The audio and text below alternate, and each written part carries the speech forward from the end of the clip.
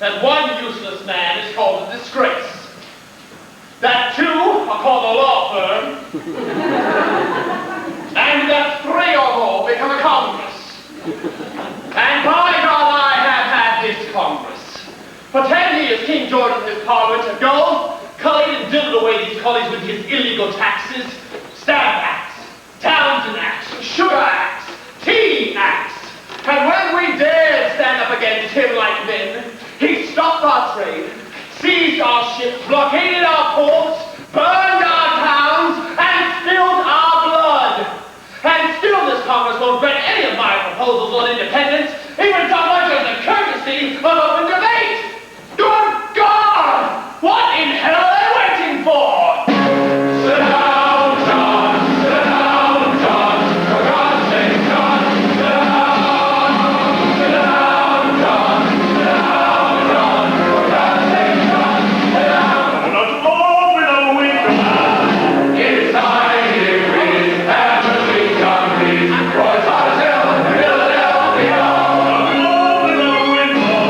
I say, Lord, yes, George, for independence. Open a window. I say, Lord, yes, down, John, for independence. Open a window. Too many cars,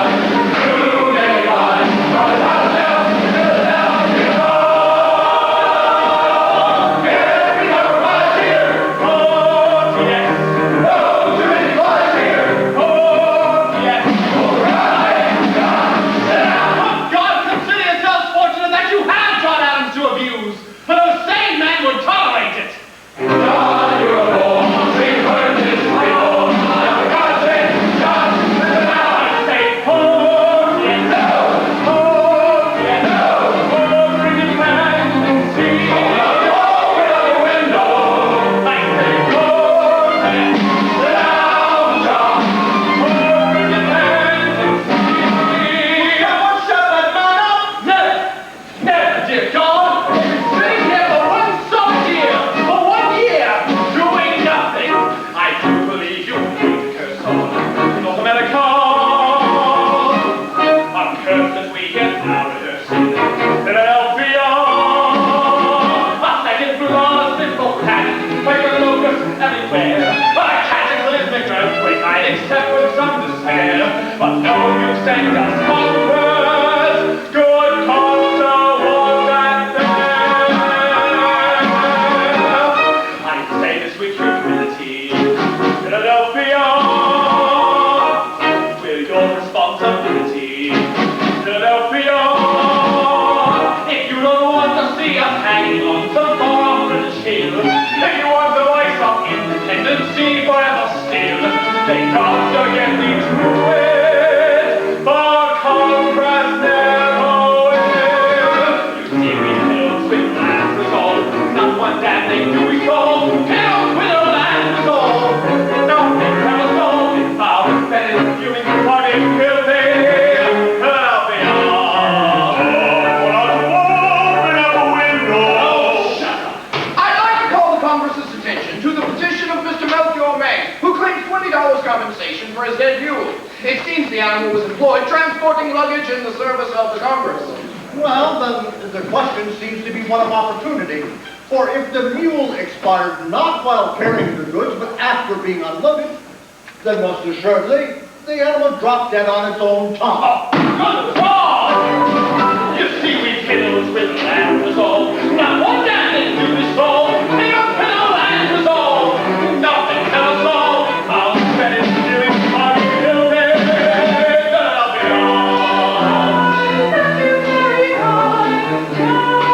Abigail, I have such a desire to access you. I know, my dearest. That's because you make everything so complicated. It's all quite simple, really. Just tell the Congress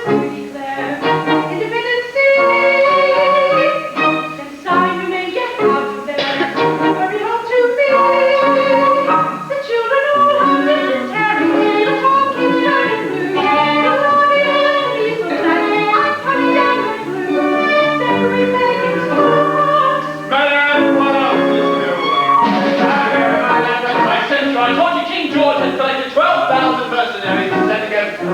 I asked you to organize a ladies' day stop for gunpowder. Have you done as I asked? No, John, I have not. Why have you not? Because you neglected to tell us how to make soldiers. By treating sodium nitrate with potassium chloride. Oh, yes, of course. Will it be done then? John, I'm afraid we have a more urgent problem. More urgent, madam.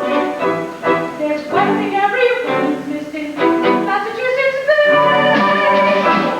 Don't smirk at me, you anticipate. You do what I say. We've gone from free to walk, and we can't find it here. But you know there's a war to be crazier and greater. When we win, we'll win. Until Thanks, madam. Stop.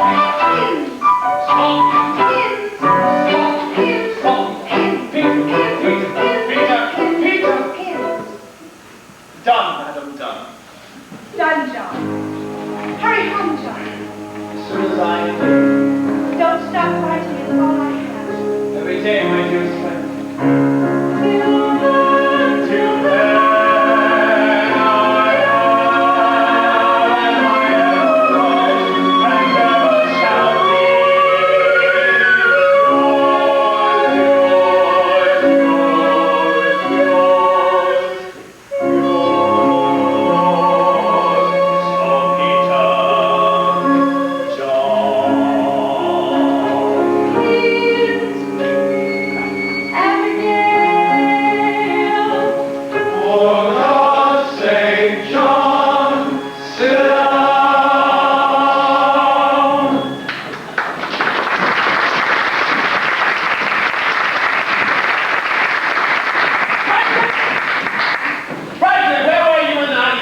Right here, John, being preserved for posterity.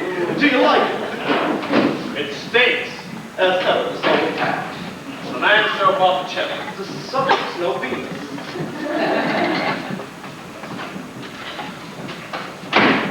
Franklin, you heard what I suffered in there. Heard, of course I heard.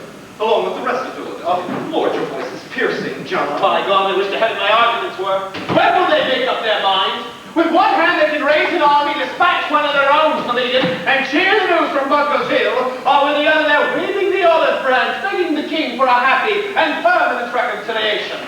Why, damn it? Fat George is declared in rebellion. Why in bloody hell can't they? John, you talk as if independence were the rule. It's never been done before. No colony's ever broken from the parent still in the history of the world. Damn it, Franklin, you make us sound treasonous. Do I? Treason. Treason is a charge invented by the winners as an excuse for hanging the losers. Oh, I have more to do than stand here listening to you quote yourself. No, that's a game. Damn it, Franklin, we're at war. To defend ourselves, nothing more. We expressed our displeasure, the English moved against us, and we in turn have resisted. Now, our fellow congressmen are trying to effect a reconciliation before it becomes a war. Reconciliation, my ass. The people want independence. The people have read Mr. Paine's common sense. I doubt Congress has. John, why don't you give it up? Nobody listens to you. You're obnoxious and disliked. I'm not promoting John Adams. I'm promoting independence. Evidently, they can't help connecting the two. Well, what are you suggesting? Let someone else in Congress propose. Never! Why the gentleman? I don't know. I really haven't given it much thought. You sent for me, Benjamin. Never! Hello, Johnny. Richard. Richard, John and I here need some advice. Well, if it's mine to give, it's yours. You know that. Thank you, Richard. As you know, the cause which we support has come to a complete standstill. Now, what do you suppose that is? Well, simple. Johnny here is obnoxious and disliked. Yes. What's the solution, I wonder? Well, get someone else in Congress to propose. Richard, that is brilliant. Isn't that brilliant, John? Brilliant. Now, the question remains, who can it be? The man we need must belong to a delegation publicly committed to supporting independence. And at the present time, only Massachusetts, New Hampshire, and Delaware have declared our way. And Virginia, Bessie. Don't forget Virginia. Oh, Richard, how could I?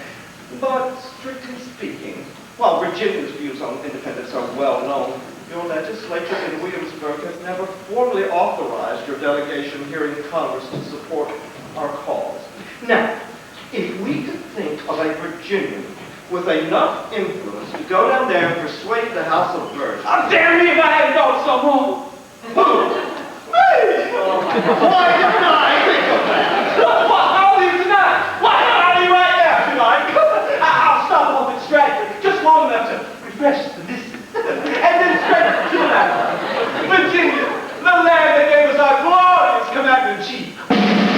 George Washington will now give the continent its proposal on independence. And when Virginia proposes, the South is bound to follow. And where the South goes, the middle colonies go. Gentlemen, a salute to Virginia, the mother of American independence. Incredible. We're free and he hasn't even left yet. My name is Richard Henry Lee. Virginia is my home. My name is Richard Henry Lee. Virginia is my home. And may my home turn to live if I can never get a resolution for independence.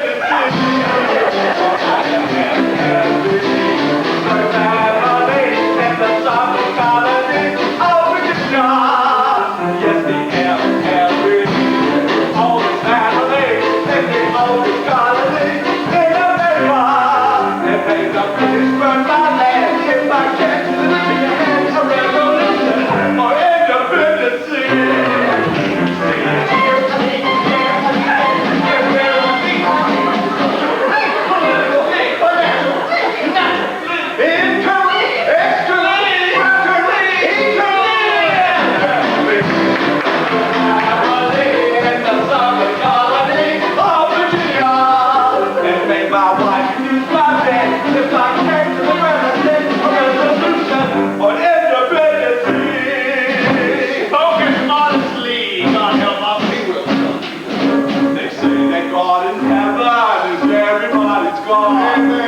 That God in heaven is everybody's God. But I tell you, John, with pride, God needs the other side of the leaves alone. God,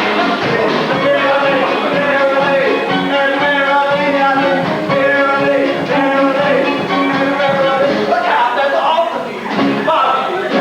Well, I hope Katie and Richard H. That's me! And when my blood starts running blue, if I can't live up to you, a resolution for independence, just like I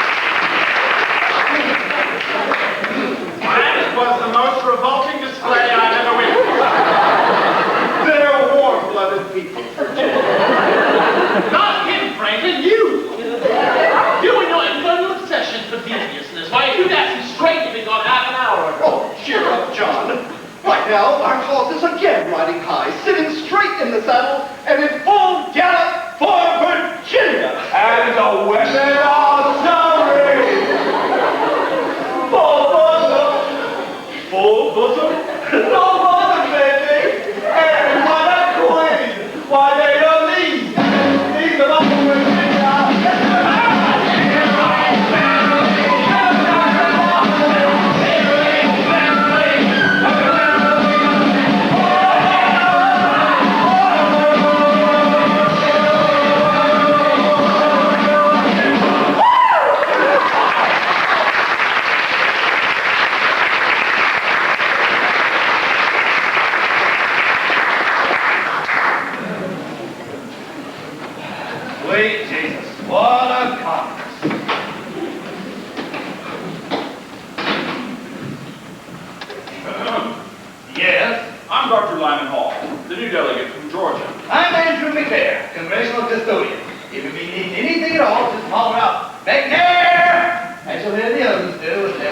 long to wait. Where does the Georgia delegation belong? Oh, they live about at that corner there, near the two Carolinas. It's after 10. I was told Congress convenes at 10. Well, they'll be wandering in and out with hold up. Grape and Guts leading the pack. Hold to. Grape and Guts. Touch me about the wrong. Mr. Hopkins, you'll be pleased to meet Dr. Lionel Hall. I don't need a doctor, damn it. New delegate from Georgia. Oh, why didn't you say so? I'm Stephen Hopkins, old delegate from Rhode Island. Again, 2 months are wrong. I'm here a bit early in the day. Oh, nonsense. Just a medicinal fact that wrong gets a man's heart started in the morning. I'm surprised you didn't know. And speaking of the oldest man in the Congress. Ah, Ben Franklin's older by almost a year. Wrong! Well, tell me, Dr. Hall, where does Georgia stand on the question of independence? With South Carolina. Good morning, Eddie. Shake the hand here, Dr. Lyman Hall from Georgia. Doctor, this here is Edward Rutledge from, whichever Carolina he says that's from. God knows I can't keep him straight. A pleasure, Dr. Hall. Your servant, sir. Well, Doctor, you've met the long and short of it now, and Eddie here's just a lad. He's the youngest of us. Except for Ben Franklin. But there! No problem. Oh, where do you go, smart man? Jamaica? Tell me, Dr. Hall, where does Georgia stand on the question of independence? I am here without instructions, able to vote my own personal opinion. And they are? Personal. Dr. Hall, the Deep South speaks with one voice. It is traditional. Even more, it is historic. Just visualize the magnitude. Oh, Eastern Delaware! We are Utah News. Speak plain, roughly. General, I can't follow any of your damn French. It's Latin, Colonel McKeon. A tribute to the eternal peace and harmony of the Delaware delegation. What are you saying, man? You know perfectly well that neither Rodney or I can stand a full war. Gentlemen, please. This is Dr. Lyman Hall of Georgia. Caesar Rodney, George Reed, and Colonel Thomas McKee. Where do you stand on independence, Dr. Hall? With South Carolina, it seems. Caesar, I'll leave the good doctor in your excellent company.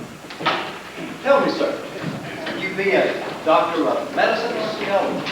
Suppose, Mr. Rodney, we're talking out here service. By all means, the physician first. Then maybe we'll see about the other. I call it your convenience, sir. I trust Caesar when you're through converting the poor fellow's independency and to give the opposition a fair crack at it. You're too late, Mr. Dickinson. Once I get him, yeah. Dr. Lyman Hall of Georgia, Johnny Dickinson of Pennsylvania. An honor, sir. Your servant. Oh, Judge Wilson, forgive me, please. Anyone see you? You insist on standing in Mr. Dickinson's shadow. James Wilson, also of Pennsylvania.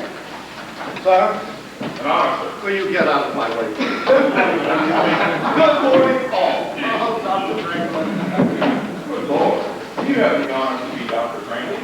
Yes, I have that honor. Unfortunately, the gout also accompanies that. Been living too high, you can hate that. Oh, Stephen, I wish King George felt like my big toe. All over. There! That's a pillow! And 2 more months are wrong!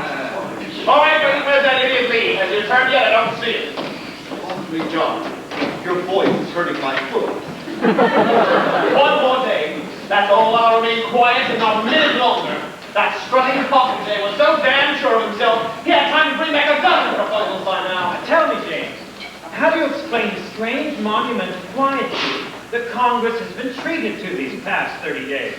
Has the ill wind of independence finally blown itself out? As for myself, I confess a month free from New England noise is more therapeutic than a month in the country. Don't you agree, James? Well, I'll make you drink it. Mr. Adams, pray, look for your voice, sir.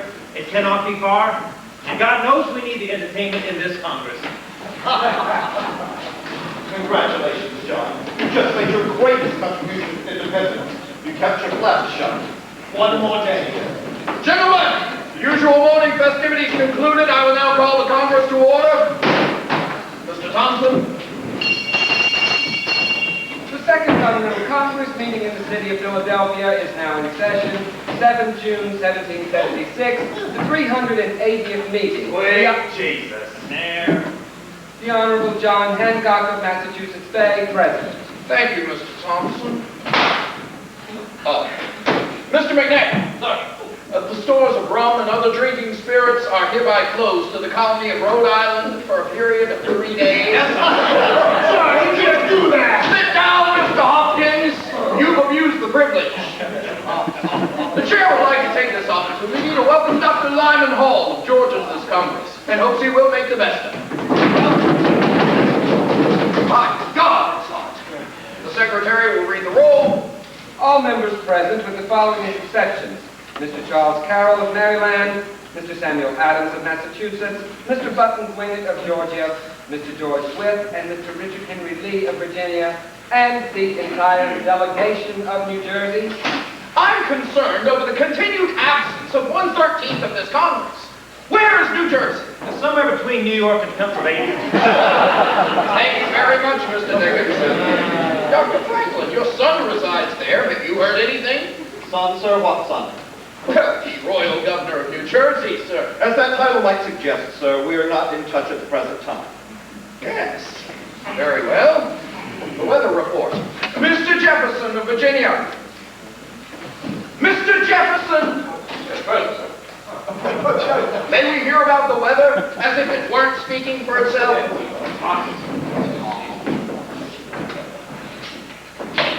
Let's see, here we have 87 degrees temperature, 30.6 inches of mercury, wind from the southwest for the rest of the day. Tonight I'm leaving for home. On business? Back to this. Jimmer, getting one for me, young feller. Yes, sir, I will.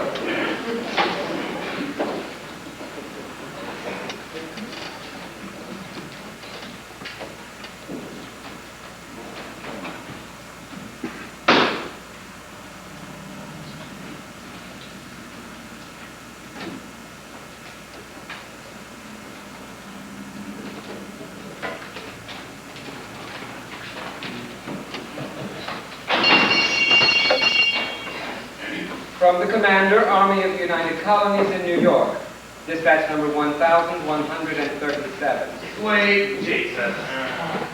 To the Honorable Congress, John Hancock, President. Dear Sir, it is with grave apprehension that I have learned this day of the sailing from Halifax, Nova Scotia, of a considerable force of British troops in the company of foreign mercenaries and under the command of General Sir William Howe. There can be no doubt that their destination is New York, for to take and hold this city and the Hudson Valley beyond would serve to separate New England from the other colonies, permitting both sessions to be crushed in time. As my army is absolutely falling apart, my military chest is totally exhausted, my commissary general has strained his credit to the last, my quartermaster has no food, no arms, no ammunition, and my troops are in a state of near mutiny. I pray God some relief arrives before the Armada, but fear it will not. Your obedient, G. Washington. Mr. President, Colonel McKeon. surely we've managed to promote the gloomiest man on the continent to the head of our troops. Those dispatches are the most depressing accumulation of doom, disaster, and despair in the entire annals of military history. And furthermore, Colonel McKeon. What? It's too hot. Oh, yes, I suppose so.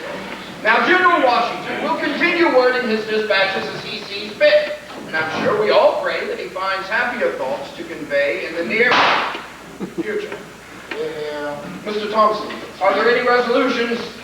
Dr. Josiah Bartlett of New Hampshire. Resolved that for the duration of the present hostilities, the Congress discourage every type of extravagant dissipation, elaborate funerals and other expensive diversions, especially all horse racing. What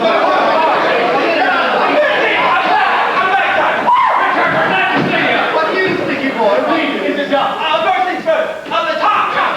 Your little bride wants to know. What? When's he come home? Never mind that. Is it done? Don? Why, sir, leave. I have returned from Virginia with the following resolution.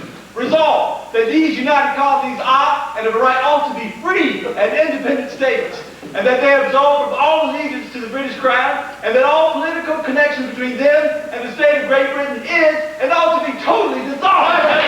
I second the proposal. The resolution has been proposed and seconded. The chair will now entertain debate. Mr. President, Pennsylvania moves, as always, question of independence be postponed indefinitely. I second the motion. Judge Wilson, in your eagerness to be loved, you seem to have forgotten that Pennsylvania cannot second its own motion. Delaware seconds. Thank you, Reed. You little weasel! Motion to postpone has been moved and seconded. Mr. Thompson? On the motion to postpone indefinitely the resolution of independency or proceed with the debate, all those in favor of debate say yea. All those for postponement say nay. New Hampshire. New Hampshire favors debate. Says yea. New Hampshire says yea. Massachusetts. Massachusetts, having borne the brunt of the king, Massachusetts now and for all time says yea. Massachusetts says yea. Rhode Island. Rhode Island. Where is it, Mr. Hopkins? This is here. Rhode Island's out visiting the necessary. After what Rhode Island's consumed, I can't say I'm surprised. We'll come back to him, Mr. Thompson. Rhode Island passes.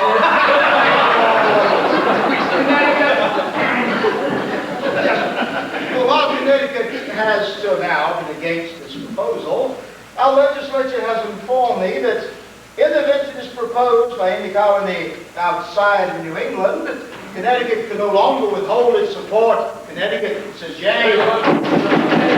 Yea. New York. Mr. Secretary, New York abstains courteously. New York abstains. Courteously. New Jersey. Absent, Mr. Oh, Secretary. yes, New Jersey is absent. Pennsylvania. Pennsylvania, for the 24th time, says nay. Pennsylvania says nay. Delaware. Delaware, as ever for independence, says yea. Delaware says yea. Maryland. Maryland would welcome independence if it were given, but is highly skeptical that it can be taken. Yes. Maryland says nay. Here, here. Virginia says nay. Virginia. Virginia, the first colony, says yea. Virginia says yea. North Carolina. North Carolina respectfully yields to South Carolina. South Carolina. Mr. President, although we in South Carolina had never seriously considered the question of independence, when a gentleman proposes it, why attention must be paid. However, we in the Deep South, unlike our friends from New England, have no cause for impatience at the present time. Now, if at some future date all of our sister colonies desire to effect a separation, then we will not stand in the way. But for the time being, South Carolina says nay. Yes. South Carolina says nay. North Carolina Yes, that's two dudes. We know. North Carolina says nay. Georgia. Mr. Secretary, Georgia seems to be split down the middle on this issue. The people are against it. However, I'm for it. I'm afraid I'm not yet certain whether representing the people means relying on their judgments or my own. So in all fairness, until I get it straight, I'd better lean a little towards their side. Georgia votes nay. Yes. Nay. Rhode Island, second call. Rhode Island. I'm coming. Hold your damn horses. We're waiting on you. Oh, it won't kill you. Think the Congress would have its own pisser. All right, now, where does she stand? 5 for debate, 5 for postponement, 1 absence, and 1 abstention. So, it's up to me, is it? Yes. Well, I tell you, in all my years, I never seen, heard, or smelled an issue that was so dangerous that it couldn't be talked about. Tell me, it's not going to make anything. We're on this yet. Mr. McNair, fetch Mr. Hopkins a rope. Oh, get him the whole damn barrel. The chair now declares this Congress a committee of the whole for the purpose of debating Virginia's resolution of independence. Yes, Mr. Dickinson. Well now, got you at last, Mr. Adams. The matter may now be discussed. I confess I'm almost relieved. There's a question I've been fairly itching to ask you. Why? Why what, Mr. Dickinson? Why independence, Mr. Adams? For the obvious reasons that our continued association with Great Britain has grown intolerable. To whom, Mr. Adams? To you? Well, then I suggest you sever your ties immediately. But please be kind enough to leave the rest of us where we are. Personally, I have no objections at all to being part of the greatest empire on earth, to enjoying its protection, sharing its benefits. Benefits? What benefits? Crippling taxes, cruel repressions, abolish rights. Is that all England means to you, sir? Is that all the affection and pride you can muster for the nation that bore you? For the noblest, most civilized nation on the face of this planet? Would you have us for state, Hastings and Magna Carta, Strongbow and Lionhearted, Drake and Marlborough, Tudors, Stuarts and Plantagenets? And for what? Well, tell me, sir, for what? For you? Some men are patriots, like General Washington. Some are anarchists, like Mr. Paine. Some even are internationalists, like Dr. Franklin. But you, sir, you are merely an agitator, disturbing the peace, creating disorder, endangering the public welfare. And for what? Your petty little personal complaints. Your taxes are too high. Well, sir, so are mine. Come, Mr. Adams, if you have grievances, and I'm sure you have, our present system must provide a gentler means of redressing them, short of revolution. That's what he wants. Nothing short of it will satisfy him. Violence, rebellion, treason. Now, Mr. Adams, are these the acts of Englishmen? Not Englishmen, Dickinson. American. Yeah. Sir, Englishmen! Please, Mr. Dickinson, but must you start banging? How's a man to sleep? Forgive me, Dr. Franklin, but must you start speaking? How is a man to stay awake? We'll promise to be quiet, sir. I'm sure everyone prefers you remain asleep. I assure you, if I'm to hear myself called an Englishman, sir, I prefer I remain asleep. Now, what's so terrible about being called an Englishman? The English don't seem to mind. Nor would I, were I given the same rights as Englishmen. But to be called one without those rights is like calling an ox a bull. He's very thankful for the honor, but he'd much rather have restored what's rightfully his. When did you first notice they were missing, sir? Fortunately, Dr. Franklin, the people of these colonies maintain a higher regard for their mother country. Higher certainly than she does for them. Never has such a valuable resource been so stupidly and recklessly managed in this entire continent by the British Crown. Our industry discouraged, our resources squandered, and worst of all, our very character stifled. We spawned a new race here. Rougher, simpler, more violent, more enterprising, and less refined. We're a new nationality, Mr. Dickinson. We require a new nation. That may be your opinion, Dr. Franklin, but as I said, the people feel quite differently. What do you know about the people, Dickinson? You don't speak for the people, you represent only yourself. And that cursed status quo you keep imploring the people to preserve for their own good is nothing more than the eternal preservation of your own property. Mr. Adams, you have an annoying talent for making such delightful words as property sound quite distasteful. In heaven's name, what's wrong with property?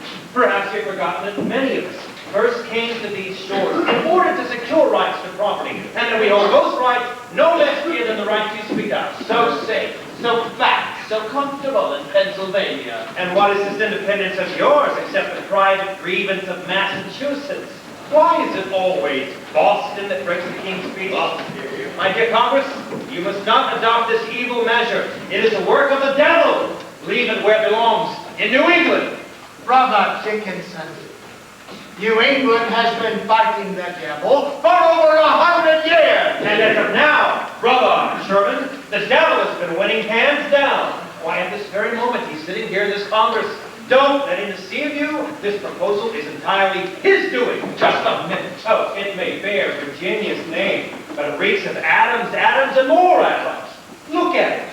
Ready to lead this continent down the fiery path of total destruction. Why can't you acknowledge what already exists? It's been years since Congress and Lexington. Damn it, we're at war right now! You may be at war. You, Boston and John Adams. But you will never speak for Pennsylvania. Go for Delaware! Yes.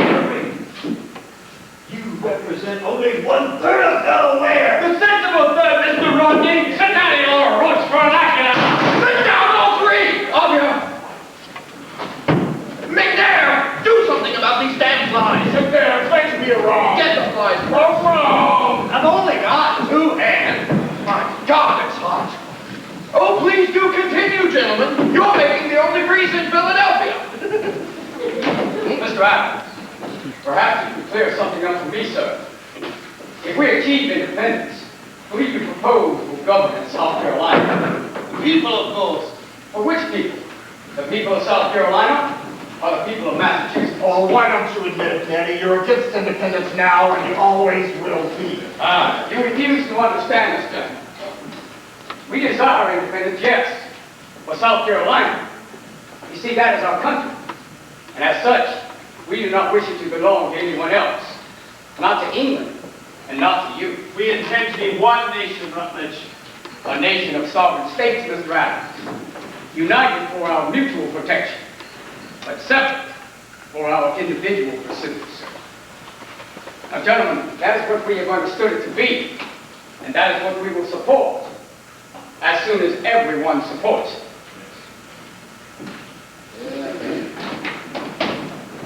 Well, there you have it, Mr. Adams. Certainly even you can see that we need time to consider who we are and how we stand with regard to one another. For if we do not determine the nature of the beast prior to setting it free, it shall end up consuming us all. For once in your life, Wilson, take a chance. I say the time is now and they never come again. I say we're not yet right for independence. Not right, so we're running for want of it. Yes, gentlemen, please. What in God's name is the infernal hurry? Why must this question be settled now? Mr. Chase. Mr. Chase, what's wrong with now, Mr. Chase? Why, General Washington is in the field. If he's defeated, as it now appears, we'll be invited to hangman. Yes. But if by some miracle he should win, why then we can declare anything we damn please. Your citizens of North Carolina precisely. Has it occurred to either of you that an army needs a cause to win, a purpose, a flag of its own? Mr. Adams, how can a nation of only 2 million souls stand up to an empire of 10 million? Think of it, 10 million. How do we compensate for that shortage? It's simple, Mr. Chase. Increase and multiply. And how is that? We will more than compensate with spirit. I say there is a spirit out there that is sadly lacking in this Congress. Yes, of course. Now it's spirit. Why didn't I think of that? No army, no navy, no arms, no ammunition, no treasury, no bread. Oh, but bless our soul, spirit.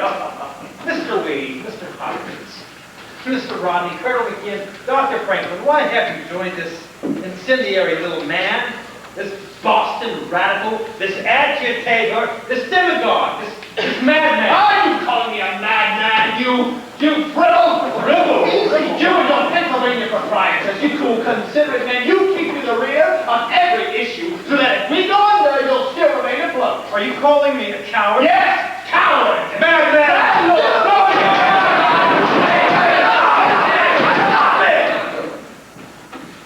This is the Congress. Stop it, I say. The enemy's out there. No, Mr. Rodney, the enemy is here. No. He's out there, I say. England. England! He's closing in. Cutting off our air. There's no time, no air, no... Caesar! Dr. Hall!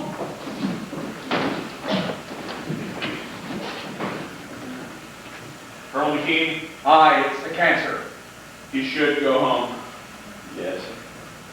A man should die in his own bed. Well, now, I'm guessing. I'll leave you a divided Delaware, John. Forgive me. I'll take you home, Caesar.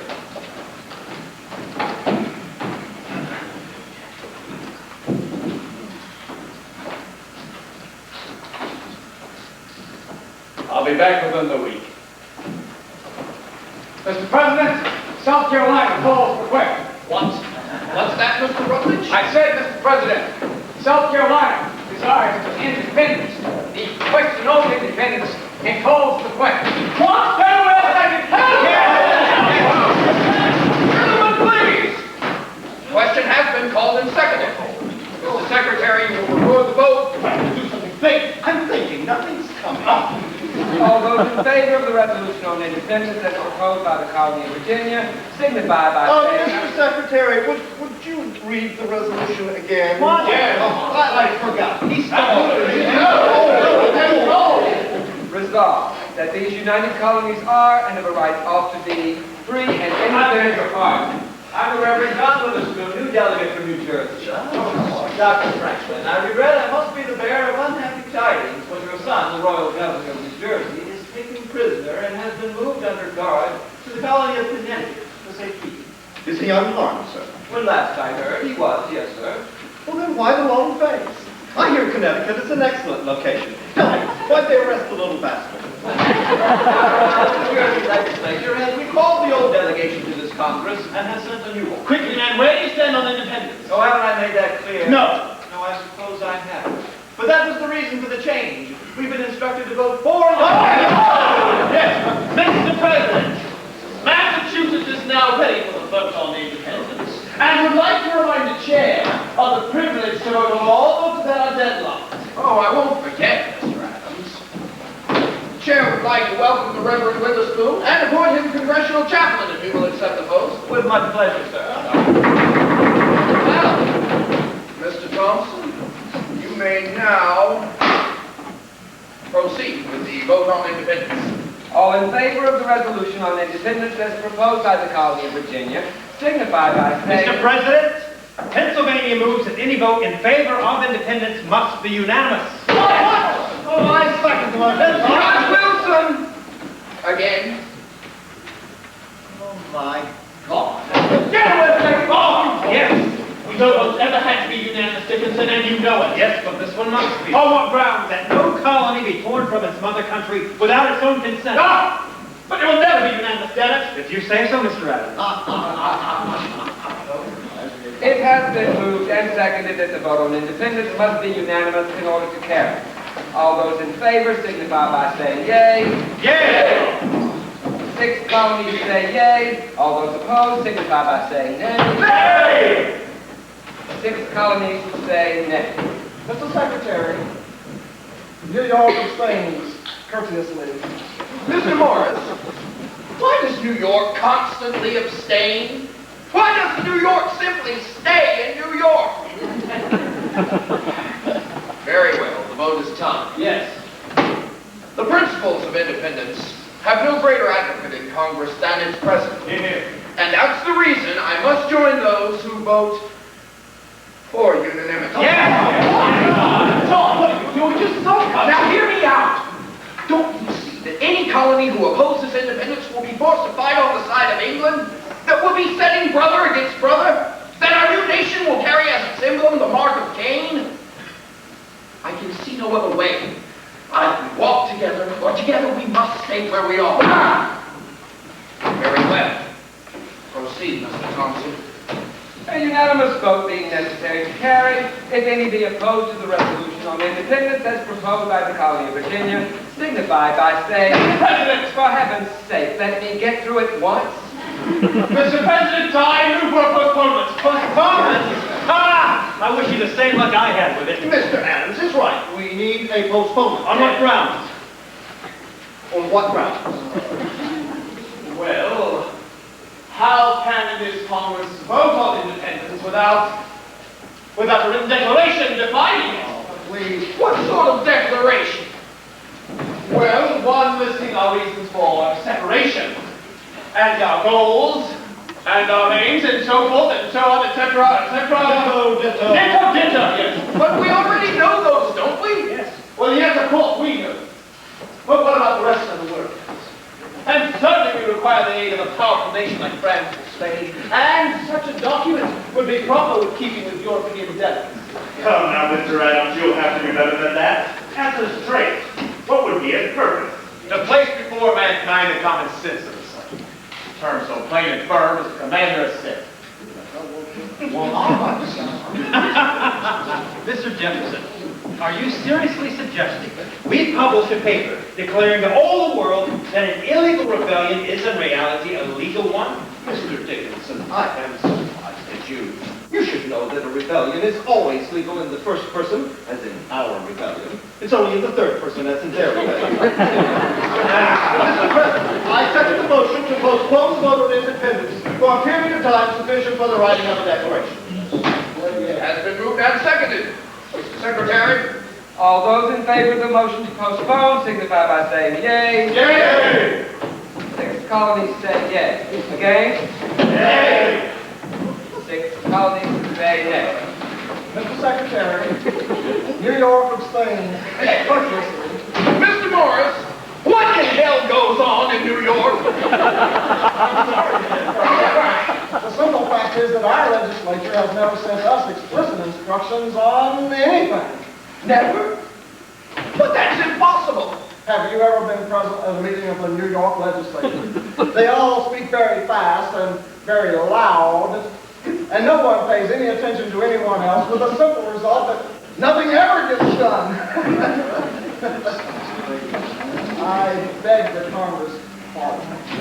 My sympathies, Mr. Morris. Very well.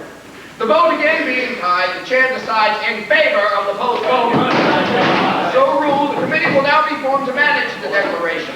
Said document to be written, debated, and approved by the beginning of July, 3 weeks since, at which time Virginia's resolution of independence will finally be voted. Is that clear? Yes. Very well. Will the following gentlemen please serve on the declaration committee? Dr. Franklin, Mr. John Adams, Mr. Sherman, Mr. Livingston, and of course, Mr. Lee. Oh, excuse me, but I must be returning to the sovereign country of Virginia, as I have been asked to serve as governor. Therefore, I must decline the respectful leave. Very well, Mr. Lee, you're excused. I suppose we could just leave it alone. But just a moment, Mr. President. This business needs a Virginian. Therefore, I propose Thomas Jefferson. No, Mr. Adams, no. Very well, Mr. Adams. Mr. Jefferson will serve. No! I'm going home too to see my wife. Move to Jefferson. No, wait, you can't do that. It's been 6 months since I've seen her, baby. Moved and seconded. Any objection? No, I have objections. Lots of objections.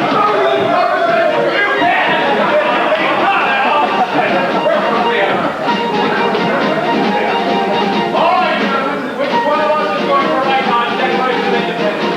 Mr. Adams, I say you should write it sooner than the line it really is to be fun. Is that so? Well, I'm the one to do it. They'll run that drill and throw it. I'm obnoxious and dislike, you know that, sir. Yes, I do. I say you should write it, Franklin, you. Hell no. Yes, you, Dr. Franklin, you.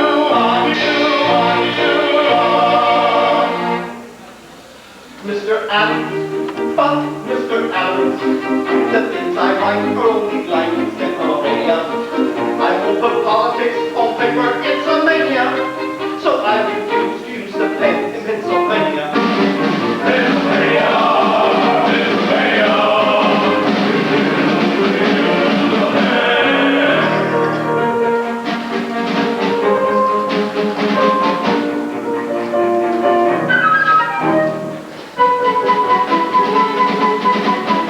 Mr. Sherman, I say you should write it. You were never controversial, as it were. That is true, for if I'm the one to do it, they'll run their hope and do it. I'm obnoxious and dislike, you know that, sir. Yes, I do. I say you should write it, Roger, you. Good heaven, you. Yes, you, Roger Sherman,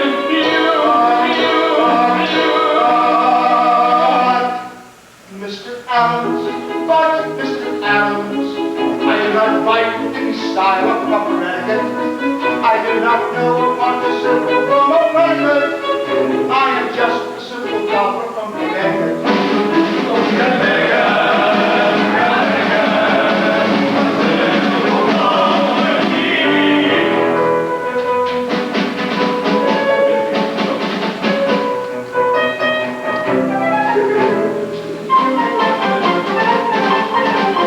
Mr. Livingston, I say you should write it. You have many friends and you're a diplomat. For if I'm the one to do it, they'll run their opponents through it. He's a novice in this line. Did you know that? I hadn't heard. I say you should write it, Robert. You. Not me, Johnny. Yes, you, Robert Livingston.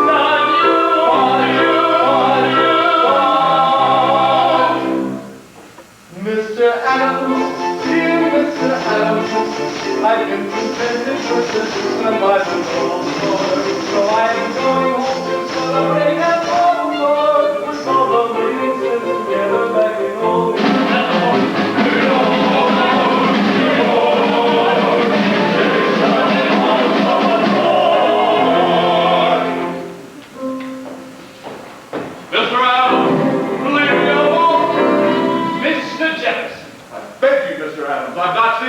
fight these 6 months.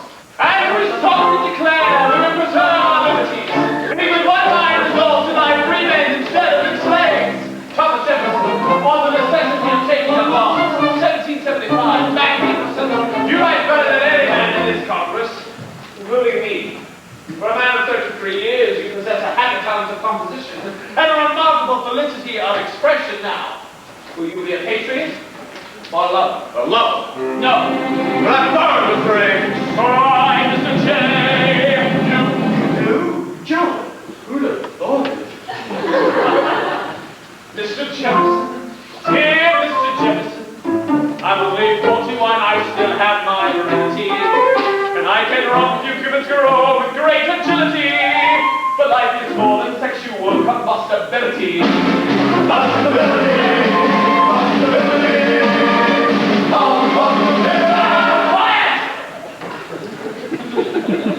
Now you're right with Mr. J. Who will make me, Mr. A?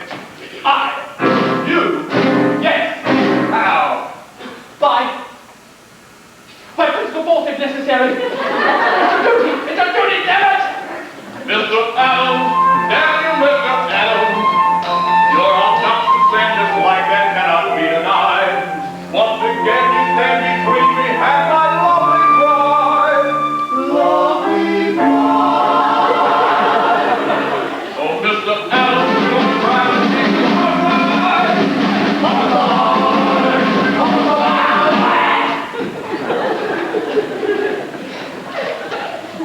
The choice is yours. Do as you will with it. We may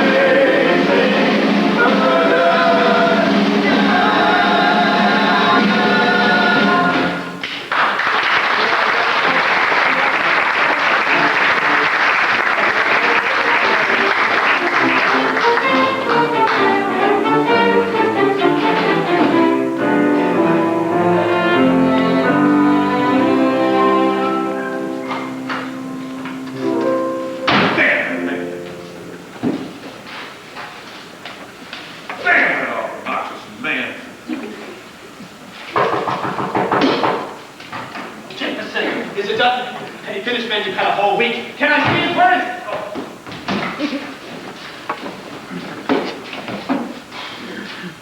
There comes a time in the lives of men when it becomes necessary to advance from that subordination of which they have hitherto remained. This is terrible.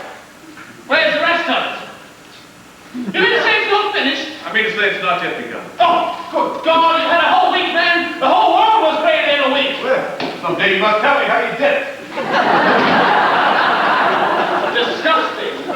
Virginia's most famous lover. Virginia abstaining. Sure. It will come out right, I promise. Now get back to work. Franklin, tell me to get back to work. He's asleep. That's horrible. You, no, whose little girl are you? Oh, no, it's good.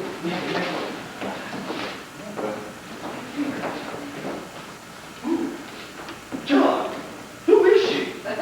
His wife, I hope. What makes you think so? Because I sent for her. You did what? Well, it simply occurred to me the sooner he got his problem solved, the sooner ours. Good thinking, John, good thinking. Madam, may I present myself? Adams. John Adams. And this is Dr. Franklin. Inventor of the stove. Jefferson, would you kindly present me to your wife? Well, she is your wife, isn't she? Of course she is. Look how they fit. Oh. Well, come along, John, come along. What? Come on, there's work to be done. Obviously. You mean they're going to? In the middle of the afternoon? Not everyone's from Boston.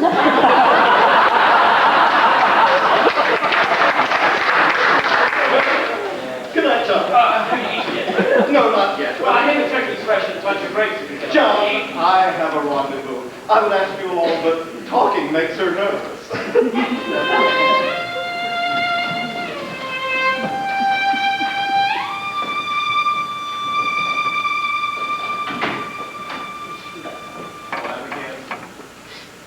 Very lonely out here.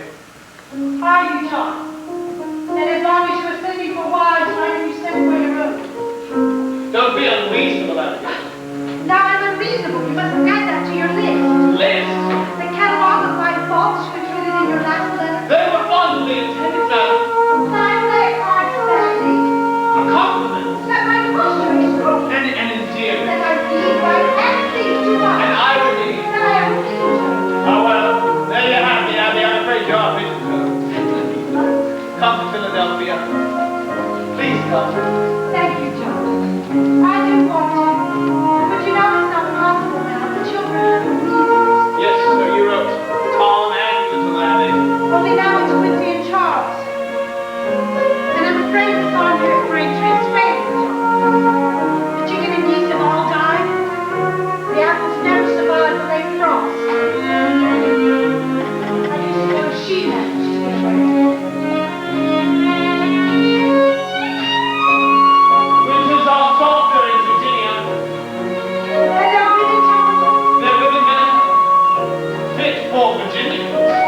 But fail few things next to doing here. Oh, John, I thank you for that. How goes it with you, Abby? Not as well, John. Not at all.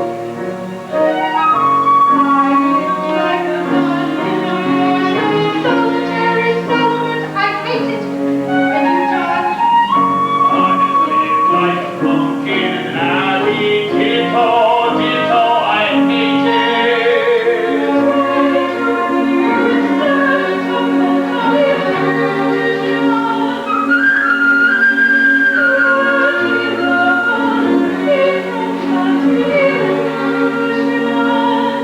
We'll still smell vanilla and spring air, and in my favorite lover's pillows, silver and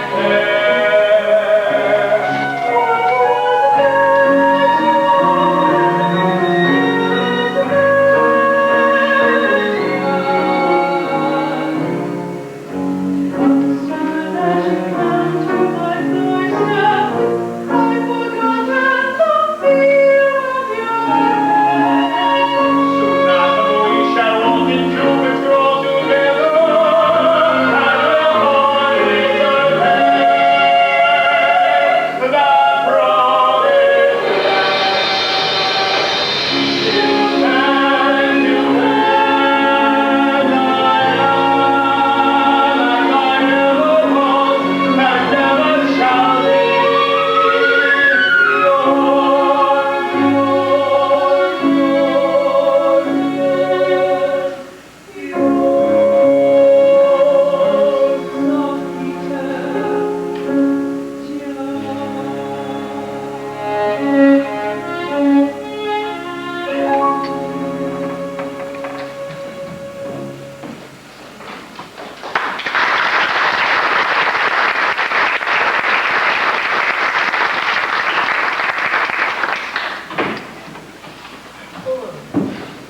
Oh, sorry I'm late, John. I was up till all hours. Have you been here long? No, not long. What are you doing out here? I thought you'd be over there cracking the whip. The shutters are still closed. Oh, my word. So they are. Well, as the French say, Oh, spare me your body mind first thing in the morning, Franklin. Dare we call? a congressman dares anything. Yeah, go ahead. Me? Your voice is more piercing. Well, maybe we should cut that later. What? Well, it's positively indecent. Oh, John, really? They're young and they're in love. Not then, Franklin, not standing out here in the middle of the street. I mean, what will people think? Cheer up, John. The history books will clean it up. It doesn't matter. I won't appear in the history books anyway. Only you.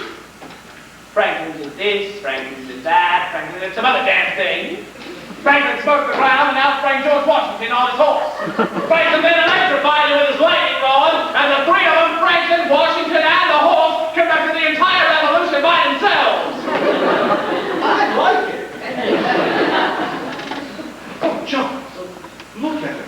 Just look at her. Yeah. She's more magnificent than I remembered. But then again, we didn't get to see much of her front last night. Good Good morrow, madam. Good morrow. Is it the habit in Philadelphia for strangers to shout at ladies in the street? Not at all, And madam. for men of your age, it's not only unseemly, it's unsightly. Excuse me, madam, but we presented ourselves last evening. I spoke to no one last evening. Indeed you did not, madam. But nevertheless, we presented ourselves. This is Mr. John Adams, and I am Dr. Franklin, inventor of the stove. Oh, please, I know your names very well. But you say you presented yourself. It took no matter. Your thoughts were well taken elsewhere. My husband is not yet up. Well, shall we start over? Yes, of course. No wonder the man can't find. Look at the independence married to her. I beg your pardon. It is indeed an honor meeting the two greatest men in America. Well, the greatest in earshot anyway. I am not an idle flatterer, Dr. Franklin. My husband admires you both greatly. Well, then we are doubly flattered, for we admire that which your husband admires.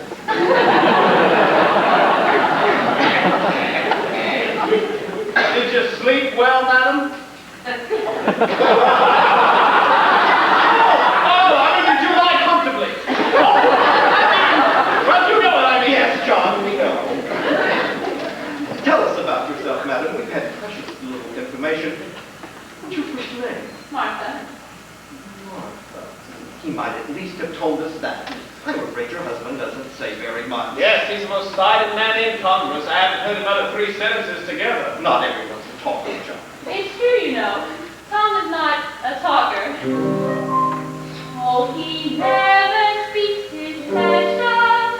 He never speaks his views. Whereas other men speak always, a man I love is mute. In truth, I can recall no words at all. Even though Go on, madam. Go on. How did he win you? And how does he hold on to a balance such as you? Surely you know that Tom is a man of many accomplishments. Author, lawyer, farmer, architect, statesman. No, one more I hesitate to mention. Don't hesitate, madam. Don't hesitate. Yes. What else can that red-headed tombstone do? He plays the violin. He cuts it right under his chin. And he rolls, oh he rolls, for he knows, yes he knows, that his violin.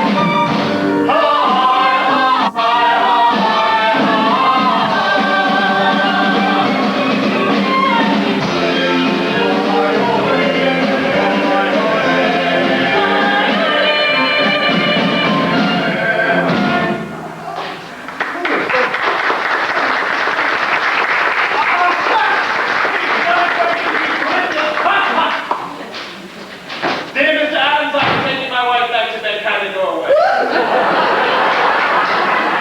Your humble and obedient teacher. And Perhaps I should have written the Declaration after all. For at my age, there's no doubt, the pen is mightier than the sword. For it's high, and God bless the man who can fiddle, and he can sing.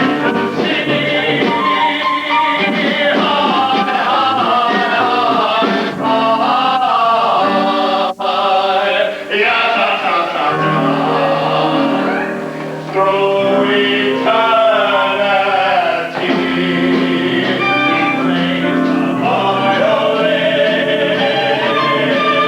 violin, violin, violin.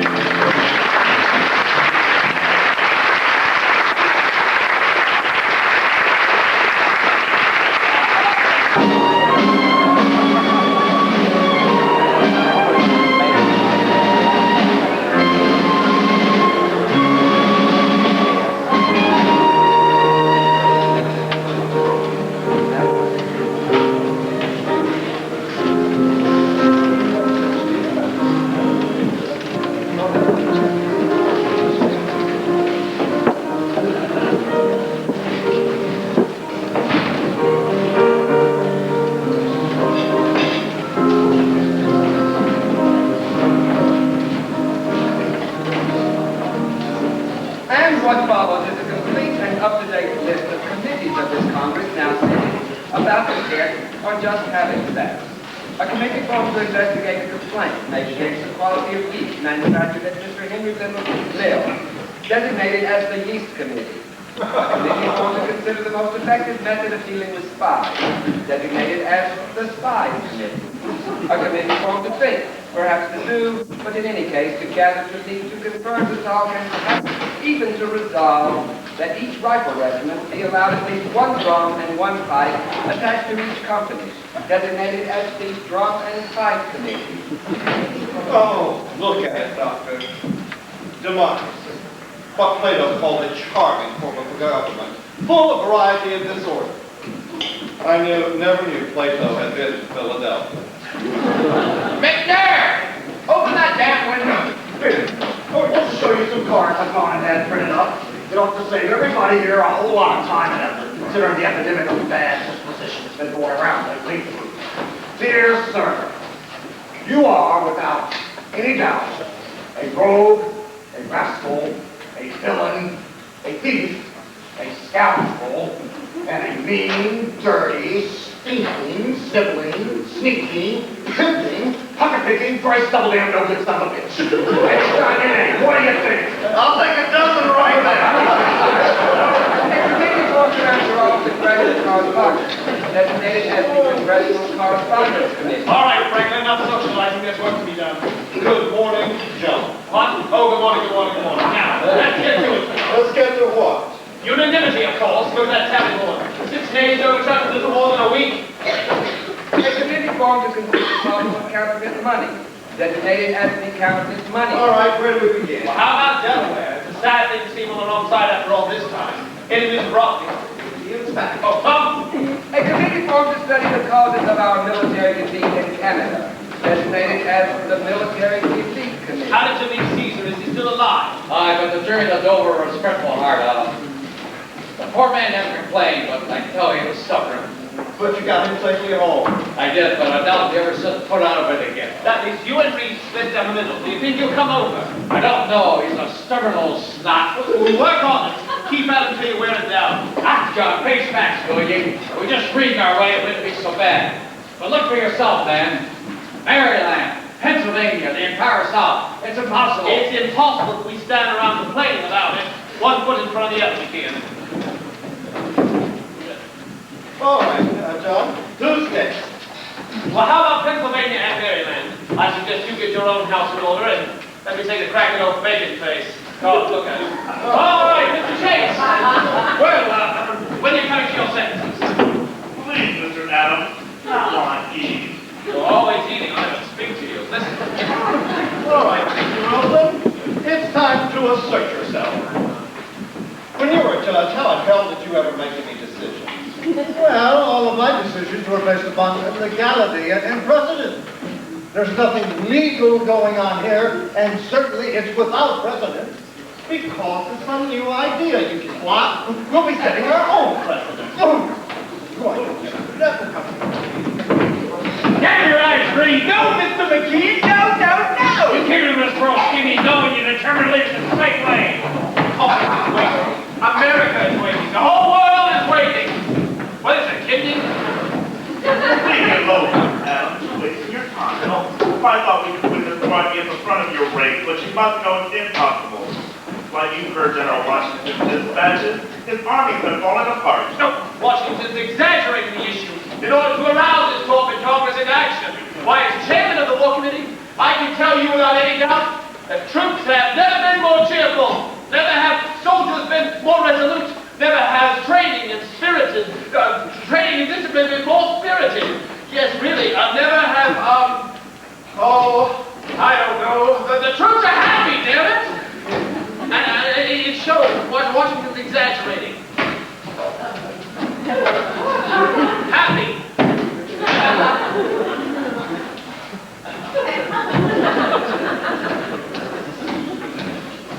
Thrilled to be alive. May we have your ears, gentlemen? Mr. Thompson has a dispatch. From the Commander, Army of the United Colonies in New York, dispatch number 1157. To the Honorable Congress, John Hancock, President. Dear Sir, it is with the utmost despair that I must report to you the confusion and disorder that reign in every department. The Continental soldier is as nothing ever seen in this or any other century. He is a misfit, ignorant of hygiene, destructive, disorderly, and totally disrespectful of rank. Only this last is understandable, as there is an incredible reek of stupidity amongst the officers. The situation is most desperate at the New Jersey training ground in New Brunswick, where every able-bodied whore in the colonies has assembled. There are constant reports of drunkenness, desertion, foul language, naked bathing in the Raritan River, and an epidemic of the French disease. I have declared the town off-limits to all military personnel, with the exception of the officers. I beseech the Congress to dispatch the War Committee to this place in the hope of restoring some of the order and discipline we need to survive. Your obedient, G. Washington. Hot, Madam Professor Hyena! Well, Mr. Adams, you're chairman of the War Committee. Do you feel up to whoring, drinking, deserting, and New Brunswick? There must be some mistake. I have an aunt who lives in New Brunswick. You must tell her to keep up the good work. Come, Mr. Adams. You must see that it's hopeless. Let us recall General Washington and disband the Continental Army before we are overwhelmed. The English would like that, wouldn't they? Why not ask them yourself? They ought to be here any minute. And when they hang you, Mr. Adams, I do hope you'll put in a good word for the rest of us. Face facts, Mr. Adams. A handful of drunken, disorderly recruits against the entire British Army. The finest musket men on earth. How can we win? How can we even hope to survive? Answer me straight, Chase. If you thought we could beat the Redcoats, would Maryland come over? Well, I suppose. Well, they're supposing would they or wouldn't they? Very well, Mr. Adams. Yes, we would. Then come to New Brunswick with me and see for yourself. John, are you mad? You heard what Washington said. It's a shambles up there. They're pushing you into it, Johnny. Well, how about it, Chase? Go ahead, Sam. It sounds lively as hell up there. All right, why not? But maybe it'll be John Adams who comes to his session. You're here. Mr. President, the War Committee will heed General Washington's request, and a party consisting of Mr. Chase, Dr. Franklin, and myself will leave immediately. Is that satisfactory with you, Dr. Franklin? Wait up, Franklin, you're going to New Brunswick. Like hell I am. What for? The whoring and the drinking.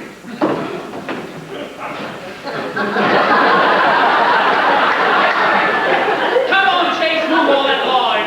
We had to go all day. We've got a long journey ahead. Let's right. Come on. Let's go. Let them have all the fun. Mr. McNair, talk of independence has left a certain foulness in the air. My friends and I would appreciate it if you could open some windows. But what about all the flies? The windows, Mr. McNair. Open the windows. All of them. Sweet Jesus.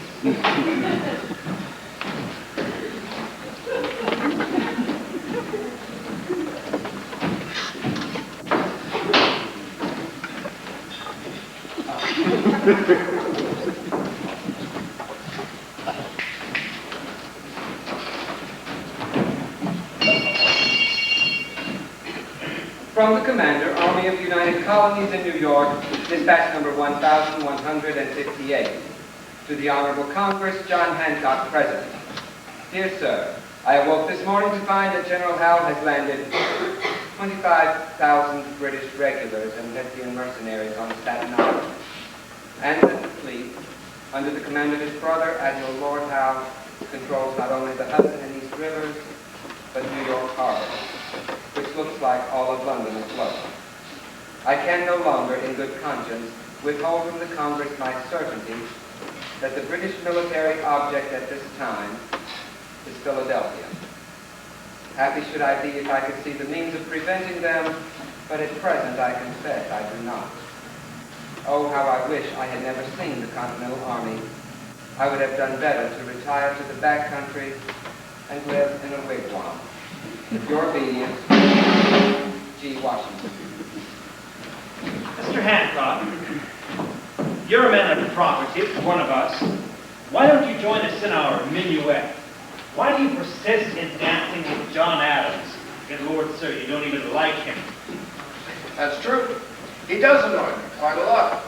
But still, I'd rather trot to Mr. Adams' new government. But why?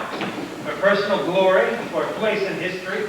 Be careful, sir. History will brand him and his followers as traitors. As traitors to what, Mr. Dickinson? The British crown? Or the British half-crown? Fortunately, there are not enough men of property in America to dictate policy.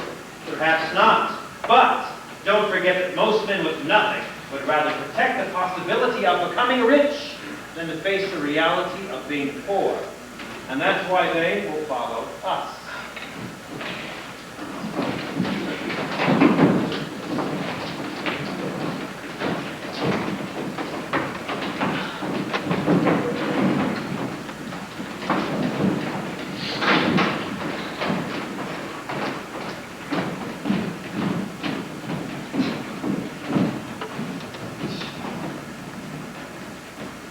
Sweet Jesus. How'd you like to try to borrow $1 from one of them? Want another rum, General? General, Lord, I ain't even a corporal. Yeah, well, what's the Army do?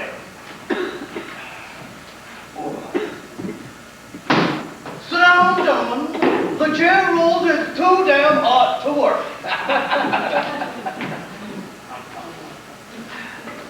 What's it like out there, General?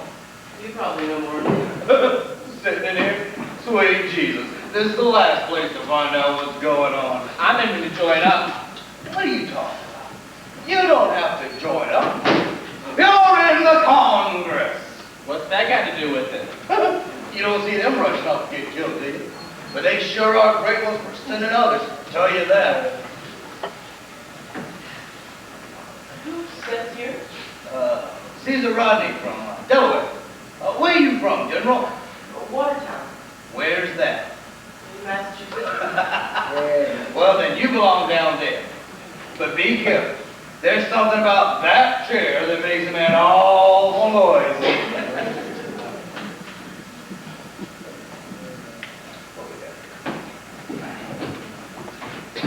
You seen any fighting? Sure did. I seen my two best friends get shot dead on the very same day. Right on the village green it was, too. When they didn't come home for supper, their mamas went down the hill looking for him. Miss Lowell, she found Timothy right off, but Miss Pickett, she was near half the night for home. He gone crawling off the green before he died. Mama, hey mama, come looking for me. I'm here in the meadow by the red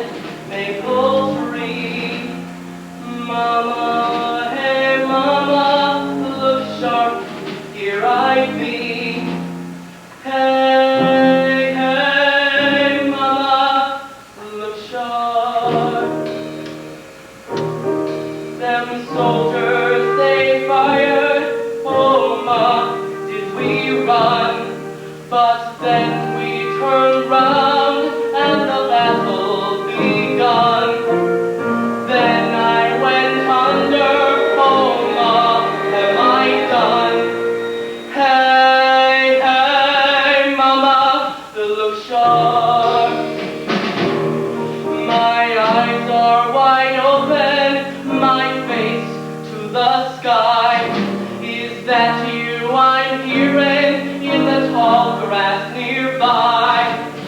Mama, come find me before I do die.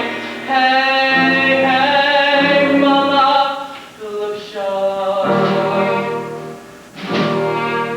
I'll close your eyes, my Billy, them eyes that cannot see, and I'll bury you, my Billy, beneath the maple tree, and never again do you whisper to me, hey, hey, oh mama, look shy.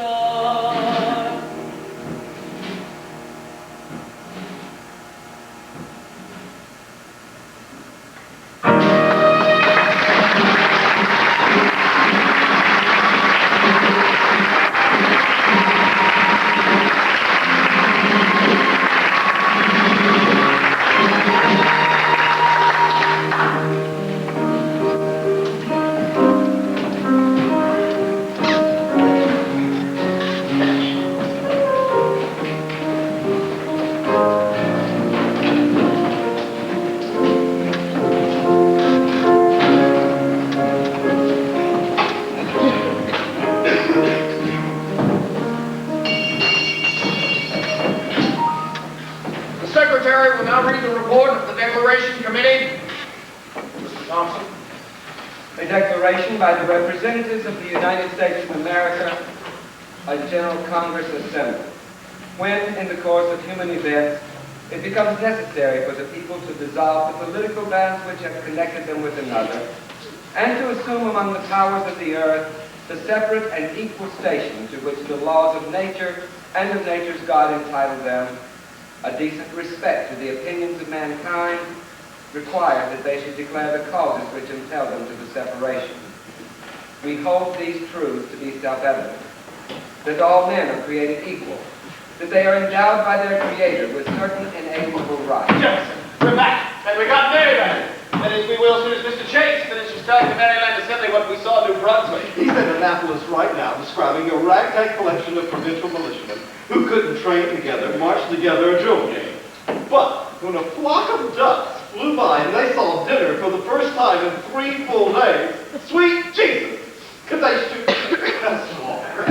The read the Declaration. Oh, how far have they come? Written in the military, independent of and superior to the civil power. Independent of and superior to... Well, there's nothing to fear. It's a masterpiece. I'm to be congratulated. You? For making him write it. Oh, yes, of course. It's a masterpiece, I say. They will cheer every word, every letter. I wish I felt that way. I believe I can put it better. Now then, attend as friend to friend our Declaration Committee.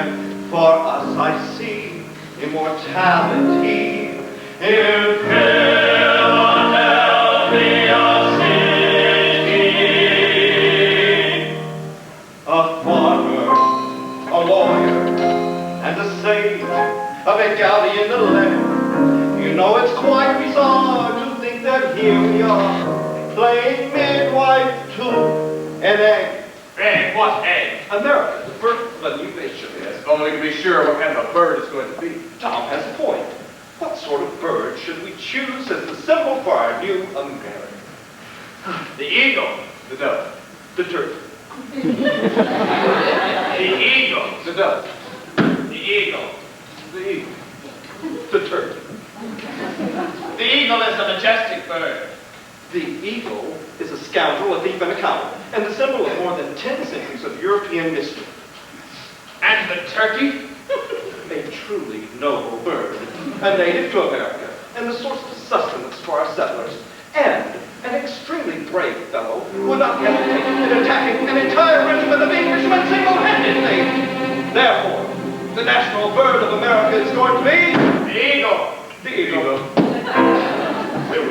the chirp, chirp, chirp of any glad being born. Waiting for the chirp, chirp, chirp on this human Monday morning in this congressional incubator. God knows the temperature's hot enough to hatch stone, let alone an egg.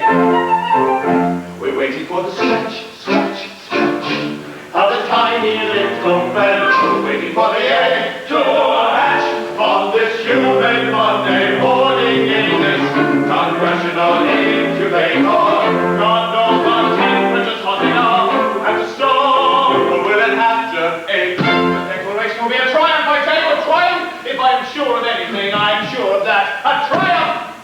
And if it isn't, we've got 4 days to think of something else. The eagle's going to crack the shell of an egg that England laid. Yes, we can tell from this humid Monday morning in this congressional incubator. And just as Tom here is present, though the shell may be low to represent the eagle inside belongs to us. And just as Tom here is present, we say to hell with represent the eagle inside belongs to us.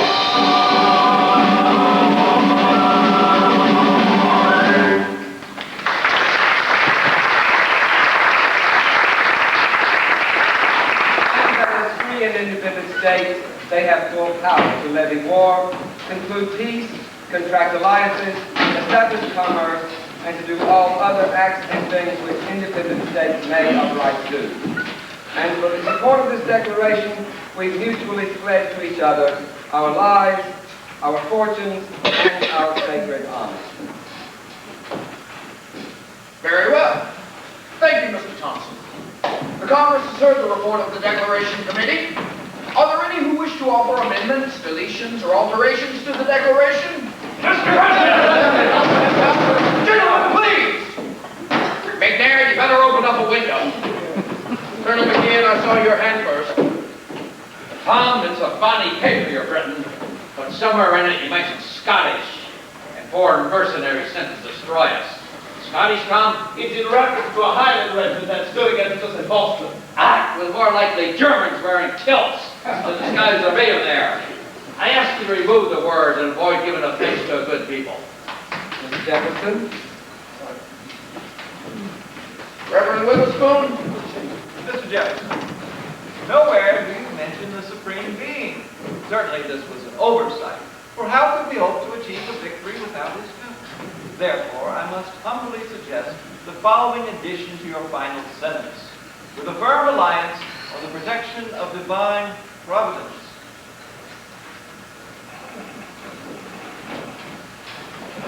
Mr. Reed?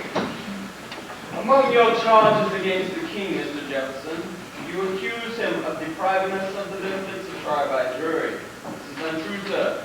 In Delaware, we have always had trial by jury. In Massachusetts, we have not. Oh. Then I suggest the words in many cases be added. Mr. Jefferson? In many cases. Ah, great! I suppose every time you hear those 3 little words, your puny little chest will swell up in pride over your great historical contribution. It's more memorable than your unprincipled whitewash of that race of barbarians. Mr. Reed, Colonel McKeon, that's enough! Mr. Hopkins? No objections, Johnny. I'm just trying to get a drink. I should have known. McNair, fetch Mr. Hopkins a rum. Mr. Bartlett? Mr. Jefferson, I beg you to remember that we still have friends here. Yes. And I see no purpose in antagonizing them with such phrases as unfeeling brethren and enemies in war. Our quarrel is with the British king, not the British people. Oh, be sensible, Bartlett. Remove those lines and the entire paragraph becomes meaningless. And it just so happens it's one of the most poetic and stirring passages in the whole document. We're a Congress, Mr. Adams, not a literary society. I ask that the entire paragraph be stricken. Oh. Mr. Jefferson? Well, Jefferson, do you have anything to stand up your own work? Well, I hope that the work will speak for itself. Mr. Hancock. Yes, what is it, Mr. McNair? Well, I can't say that I'm particularly fond of the United States of America as a name for a new country. I don't care what you're fond of, Mr. McNair. You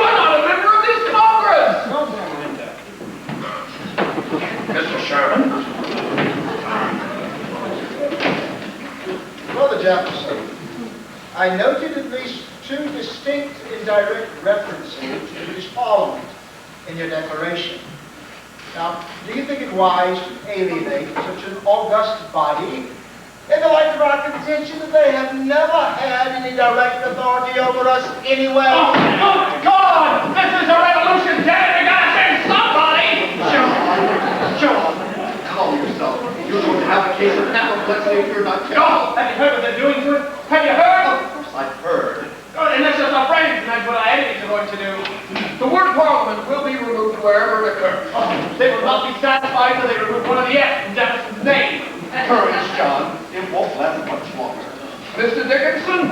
Mr. Jefferson, I have very little interest in your paper, as there's no doubt in my mind that we've all but heard the last of it. But I am curious about one thing. Why do you refer to King George as a tyrant? Because he is a tyrant. I remind you, Mr. Jefferson, that this tyrant is still your king. Yes. Well, when a king becomes a tyrant, he thereby breaks his contract, binding his subjects to him. How so? By taking away their rights. Rights that came from him in the first place. All except one. The right to be free came from nature. Mr. Wilson, do we in Pennsylvania consider King George a tyrant? Well, I suppose that's all according to who we ask. No, we don't consider King George a tyrant in Pennsylvania. There you are, Mr. Jefferson. Your declaration does not speak for us all. I demand the word tyrant be removed. This is wrong, Mr. Thompson. I do not consent it. Now, the king is a tyrant whether we say so or not. And I will say so.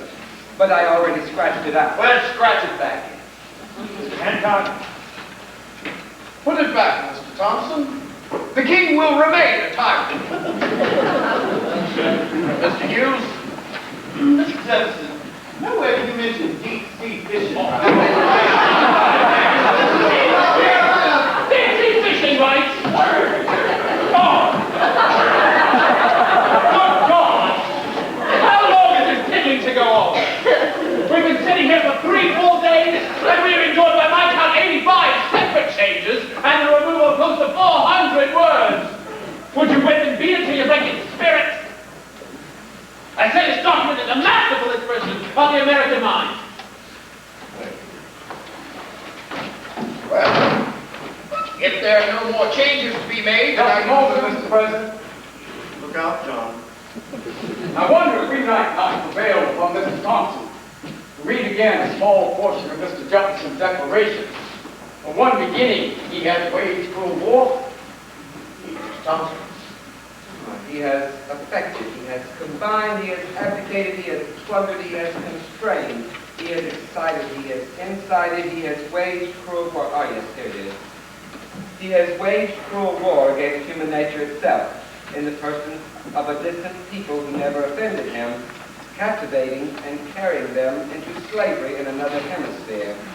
Determined to keep open a market where men should be bought and sold, he has prostituted... That will suffice, Mr. Thompson, and I thank you, sir. Mr. Jefferson, I can't quite make out what it is you're talking about. Slavery, Mr. President. Oh, yes, you're referring to us as slaves of the king. No, sir. Referring to our slaves. Black slaves. Oh, black slaves. Well, why didn't you say so, sir? Were you trying to hide your meaning? No, sir. Just another literary license, then. If you like. I don't like it, Mr. Jefferson. I don't like it at all. You see, to us in South Carolina, slavery is our peculiar institution. And it's a cherished way of life. Nevertheless, we must abolish it. Because nothing's more certainly written in the Book of Fate than that these people shall be free. I am not concerned with the Book of Fate right now, Mr. Jefferson. I am more concerned with what you have written in that little paper there. That little paper there deals with the freedom of Americans. Oh, really? Mr. Adams is now calling our black slaves Americans. Are they now? They are. The people, and they're here, and if there's any other requirements, I don't know. Yes, they are here. But they are not people, sir. They are property. No, sir. There are people being treated as property. Yes. I tell you, the rights of human nature are deeply wounded by this infamous practice. Well, then see to your own wounds, Mr. Jefferson. For you are a practitioner. Are you not? Please, my slaves.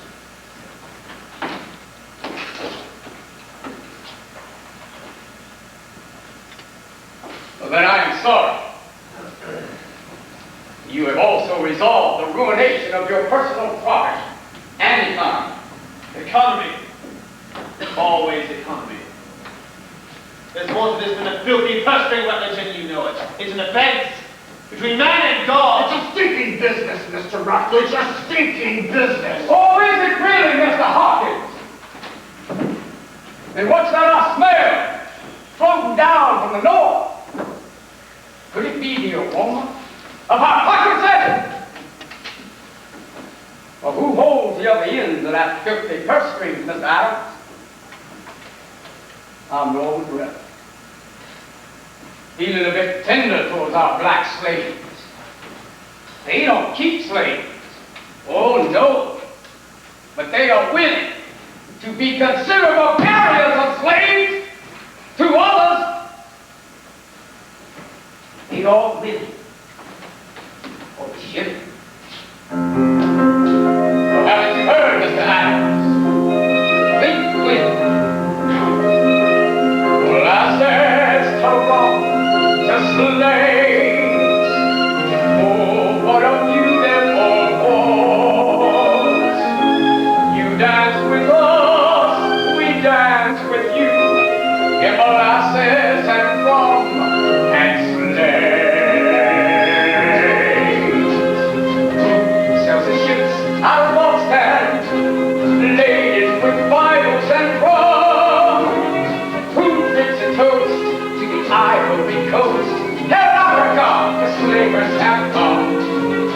New England with Bibles and rum. Then it's open the rum and the Bibles. Take all the slaves, clean, clean. Then hail and farewell to the smell of the African coast.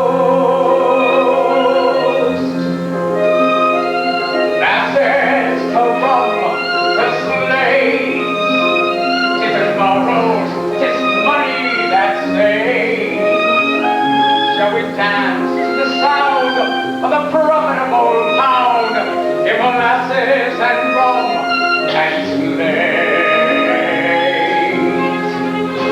Sails the ships out of Guinea, laden with Bibles and slaves.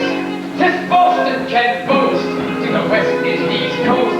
Jamaica, we frequent sheep raid. Antigua, Barbados, we bring Bibles and slaves. Gentlemen, you mustn't think that our northern brethren really see our black slaves as figures on a ledger. No, sir, they see them as figures on the block. Notice the faces at the auction, gentlemen. White faces at the African wharves. Sea-faring faces. New England faces. Put them in the ships. Drown them in the ships. Stop them in the ships. Hurry, gentlemen. Let's let the auction begin. Yaha, yaha, Makunda. You hear, gentlemen? That's the sound of the auctioneer. Yaha.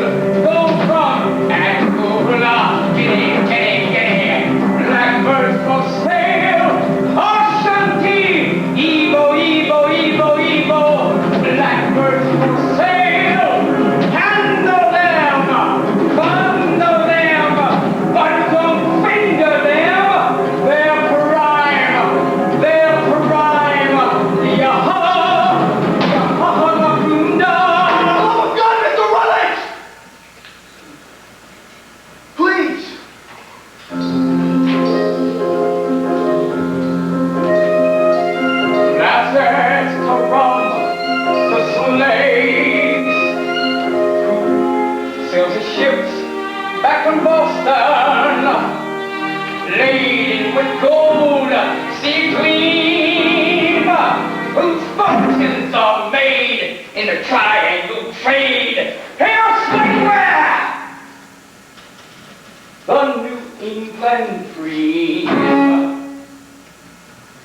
Mr. Adams, I give you a toast. Hail Boston! Hail Charleston! Who stinketh the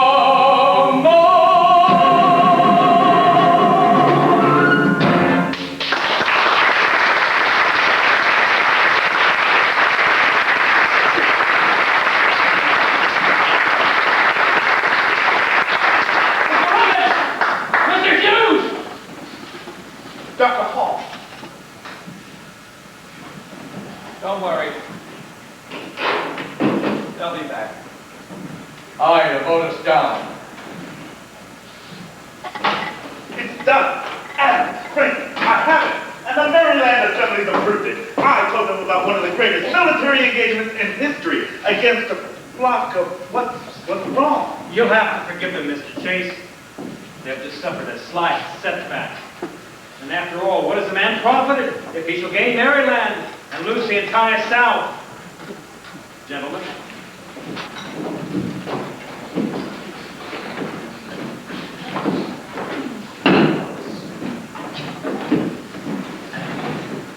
Matthew chapter 16, verse 26.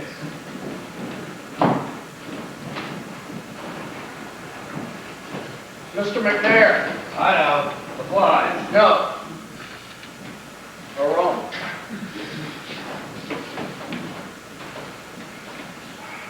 Well, what are you all sitting around for?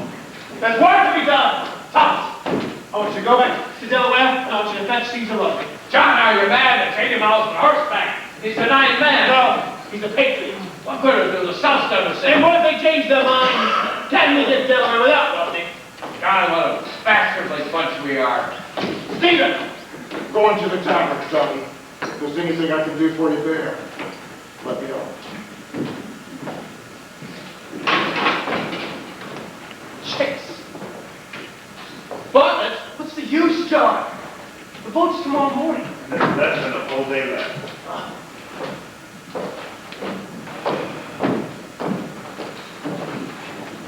What? Face facts, John. It's finished.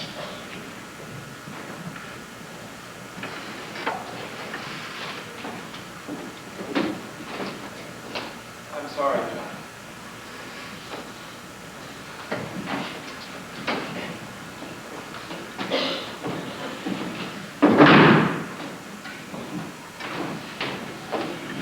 We've no choice, John.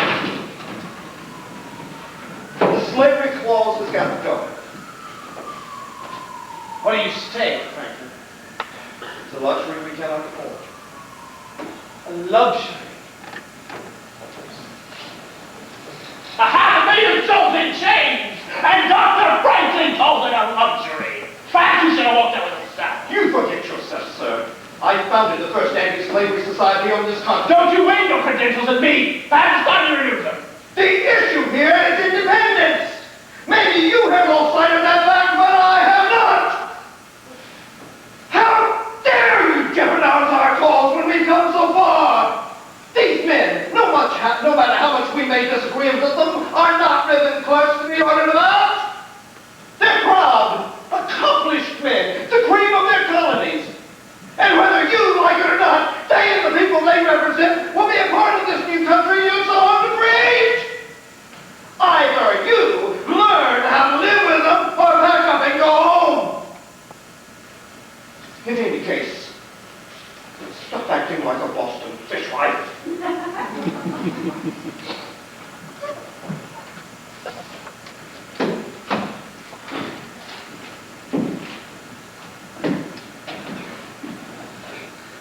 Good God.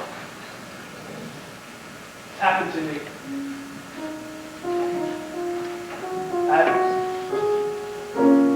Great John Adams, wise man from the East. What have I come to?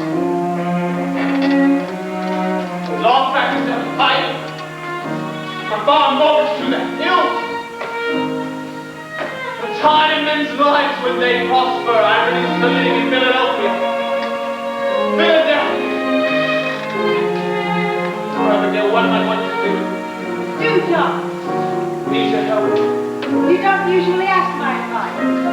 Yes, but there doesn't seem to be anyone else here at the moment. Very well, what is it? The entire South was walked out. Washington's on the verge of total annihilation. The precious cause for which I've labored these past several years has come to nothing. It seems I'm obnoxious at this life. Nonsense, John. I'm unwilling to face reality. Foolishness, John. And I'm pig-headed. Oh, well, there you have it. I'm afraid wrong. But then any kind of life be ready. God knows I can give you much. I never asked for more. After all, I have Mrs. John Adams. That's quite a lot for one lifetime. Is it, Mary? Think of it, John. To be married to the man who was always first in line to be hanged. Yes. The agitator. Why, Mary? You must tell me what it is. I know I've always been dissatisfied, but lately I find a weakness. Fills my throat, floods my brain, and sometimes I fear there's no longer a dream. It's only the discontentment. Oh, John, can you really know so little about yourself? And can you think so little of me that you believe I married the man you described? Have you forgotten what you used to say to me, John? I haven't.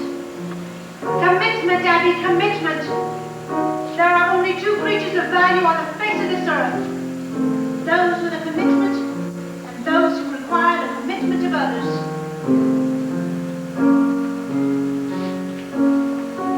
Do you remember, John? I remember. Ah, here we go. Mr. Adams. What?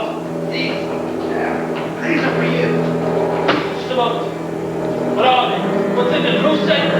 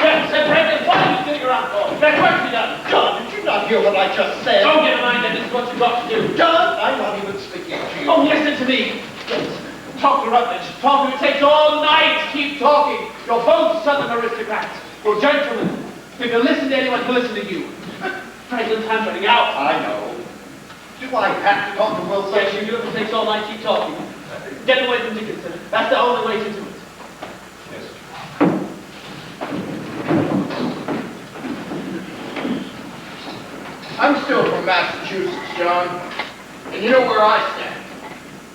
I'll do whatever you say. No. You're a fair man, Hancock. President of this Congress. Stay that way.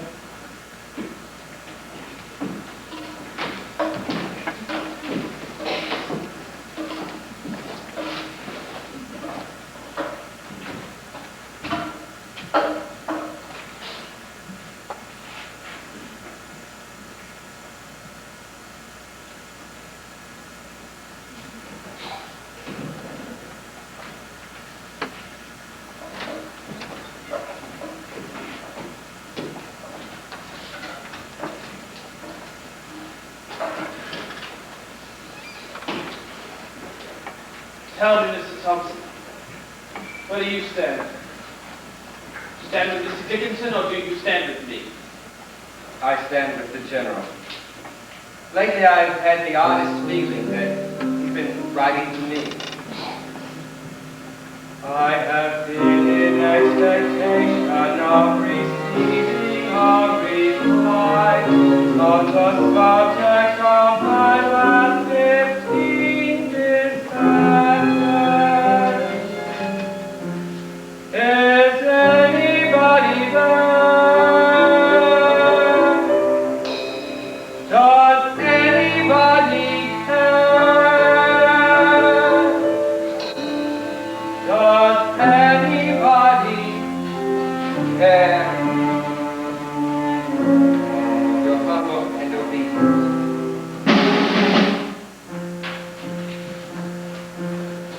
Are you hungry, John? No. I think I'll stay. Good night.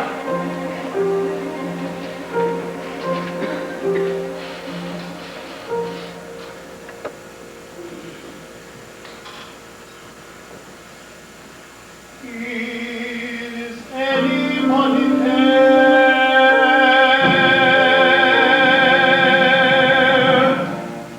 Does anybody care?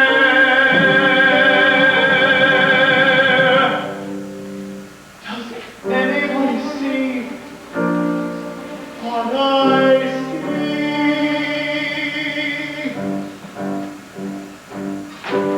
They want me to quit. Say, John, from the fight, still between the night. Good night, forever, good night. For I have crawled from a ruined home, where the bridge begun behind me come. One day, one day, all sing. Today, there'll be hell to pay in fire and fire on glory. I can see a ray of bright machine light and glory. Is anybody there? Does anybody care? Does anybody see what I see? I see fireworks. I see the matches in cotton parade. I hear the bells ringing out.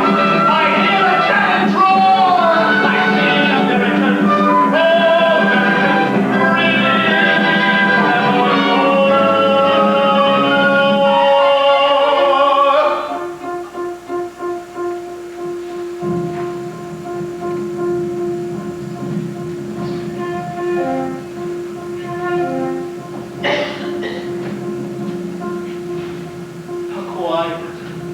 how quiet chamber is.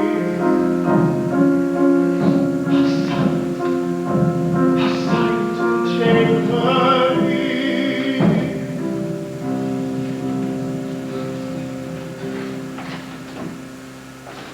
Is anybody there?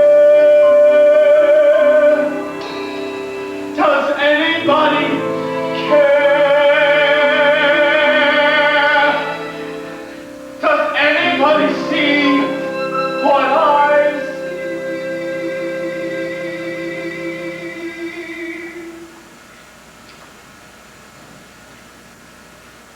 Yes, Mr. Adams. I do. Oh, I didn't realize it was you. I'm sorry if I disturbed you. I couldn't sleep. In trying to resolve my dilemma, I remembered something that I once read. That a representative owes the people not only his history, but his judgments. And he betrays them through sacrifices of their own opinion. It was written by Edmund Burke, a member of the British Parliament.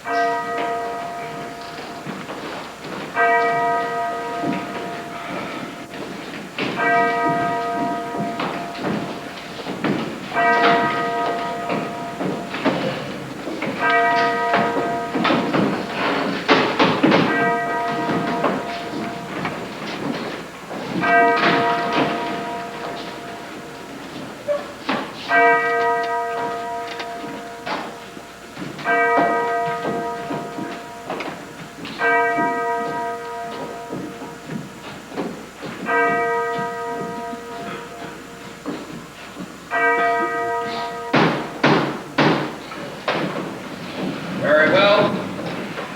Congress will now vote on Virginia's resolution of independence. Thank you for coming, Caesar. God bless you, sir.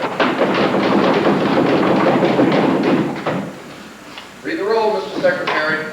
And I remind you, gentlemen, that a single nay vote will defeat the motion.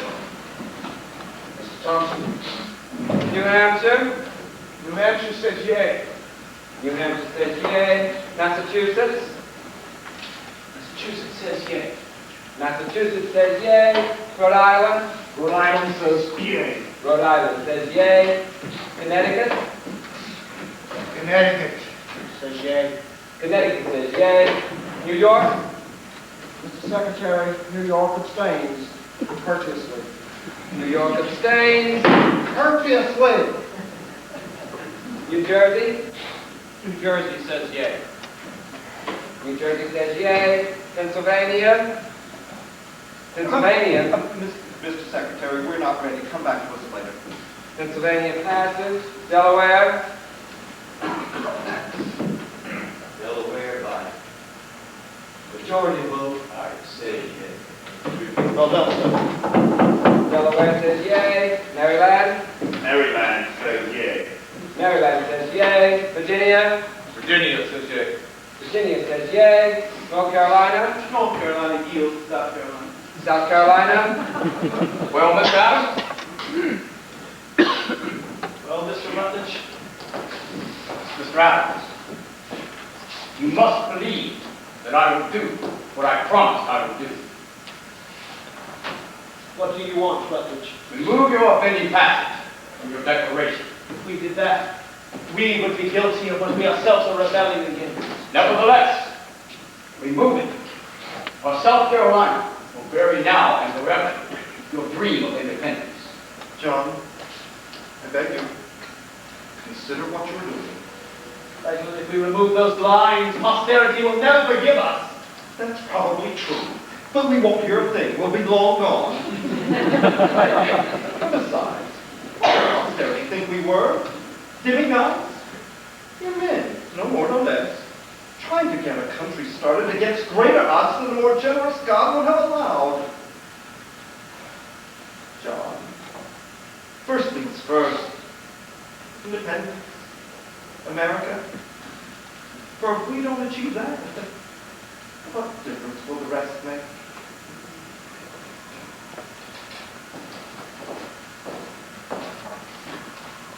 Jefferson, do something. What else is it to do? But it's your work, man. You wrote it. I wrote all of it, Mr. Adams.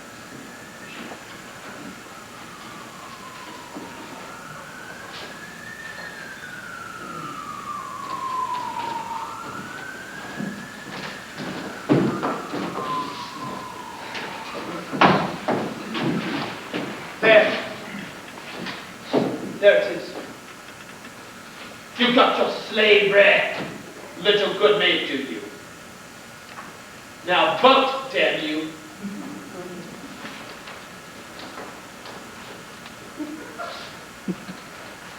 Mr. Secretary, a fair colony of South Carolina says yay.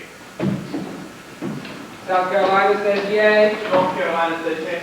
North Carolina says yay.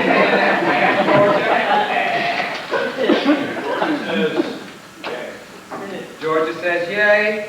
Pennsylvania, second call. Mr. President, Pennsylvania regrets all the inconvenience such distinguished men as Adams, Franklin, and Jefferson were put to just now. They might have kept their document intact for all the different made. Mr. President, Just Pennsylvania a moment. says... I ask that the delegation be polled. Dr. Franklin, don't Is disturb. the President's proper request? It is not. Yes, it is. Yes, it is. Hold the delegation, Mr. Thompson. Dr. Benjamin Franklin, Yea. Mr. John Dickinson, Nay. Mr. James Wilson, Judge Wilson,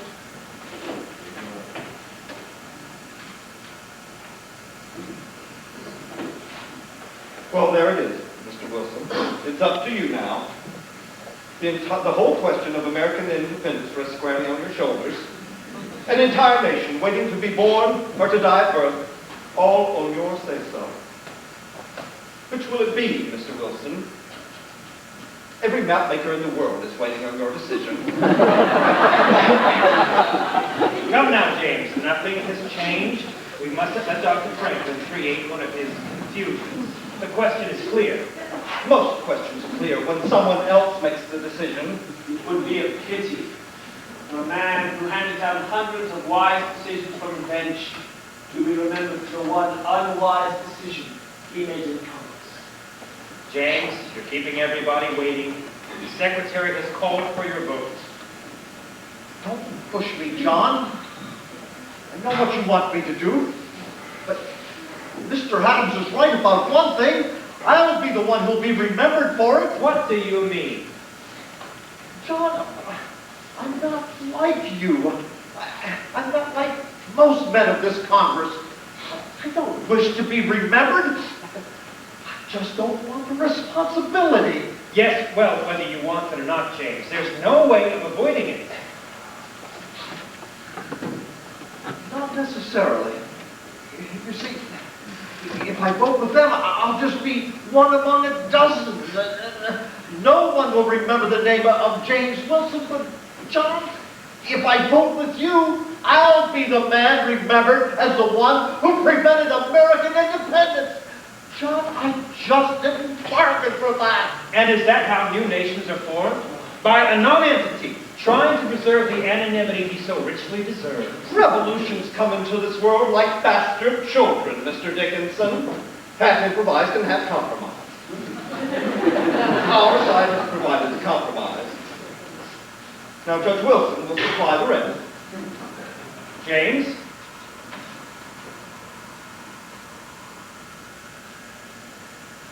I'm sorry, John. My vote is yea. Pennsylvania votes yea. The count being 12-9 with one abstention, the resolution on independence is adopted. Done. It's done. Mr. Thompson, is the declaration ready to be signed? It is. Then I suggest we do so.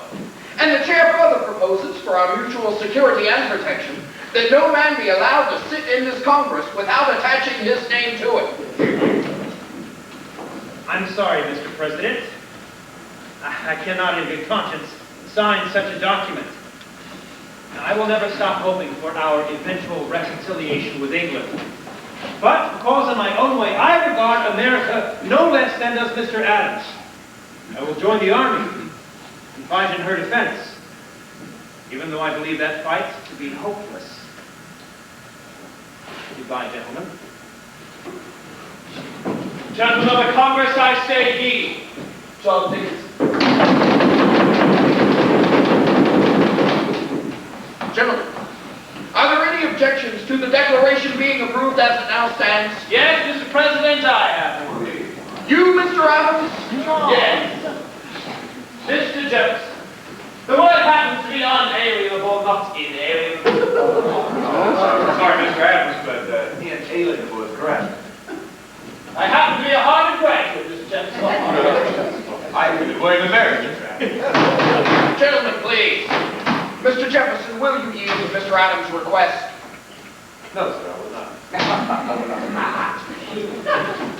Very well. I'll withdraw it. Good for you, John. I'll speak to the printer about it later. Very well. Gentlemen, we are about to brave the storm in a skiff made of paper. And how it will end, God only knows. That's a pretty large signature there, Johnny. It's so fat George in London can read it without using his glasses. All right, gentlemen, step right up. Don't miss your chance to commit treason. That's right. This paper here is our passport to the gallows. Well, there's no backing out now. For if we don't hang together, we most assuredly will hang separately. My case hanging won't be so bad. One snap will all be over. Just like that sack. But look at Reed there. He'll be dancing a jig long after I'm gone. Gentlemen, forgive me if I don't share in all the merit.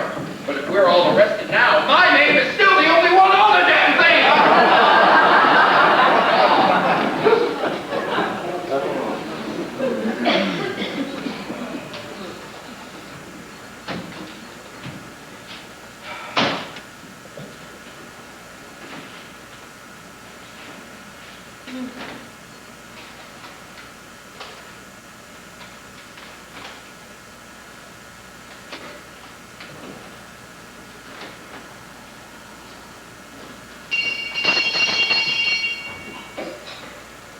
From the Commander, Army of the United Colonies, Army of the United States, in New York. Dispatch number 1209. To the Honorable Congress, John Hancock, President. Dear Sir, I can now report with some certainty that the eve of battle in New York is near at hand. Toward this end, I have ordered the evacuation of Manhattan and directed our defenses to take up stronger positions on the Brooklyn Heights. At the present time, my forces consist entirely of Hazlitt's Delaware militia and Smallwood's Marylanders, a total of 5,000 troops, to stand against 25,000 of the enemy. And I have begun to notice that many of them are lads under 15 and old men, none of whom could truly be called soldiers. One personal note to Mr. Lewis Morris of New York. I must regretfully report that his estates have been totally destroyed, but that I have taken the liberty of transporting Mrs. Morris and 8 of the children to Connecticut and safety. The 4 older boys are now enlisted in the Continental Army. As I write these words, the enemy is plainly in sight beyond the river. How it will end, only Providence can direct. But, dear God, what brave men I shall lose before this business ends. Your obedience, G. Washington.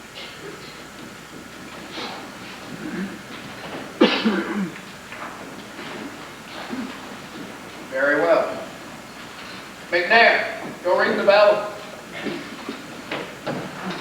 Mr. President. Mr. Morris? To hell with New York, sir. I'll sign it anyway. Thank you, Mr. Morris. Stephen, please sit down. No.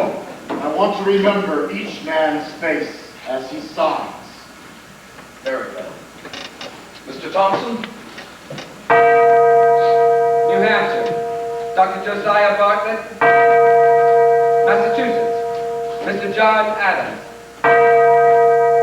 Rhode Island, Mr. Stephen Hopkins. Connecticut, Mr. Roger Sherman. New York, Mr. Lewis Morris. New Jersey, the Reverend John Witherspoon. Pennsylvania, Dr. Benjamin Franklin.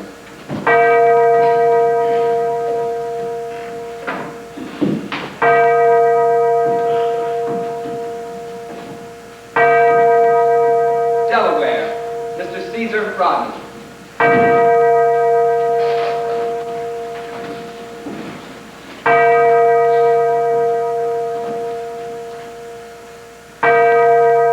Maryland, Mr. Samuel Chase.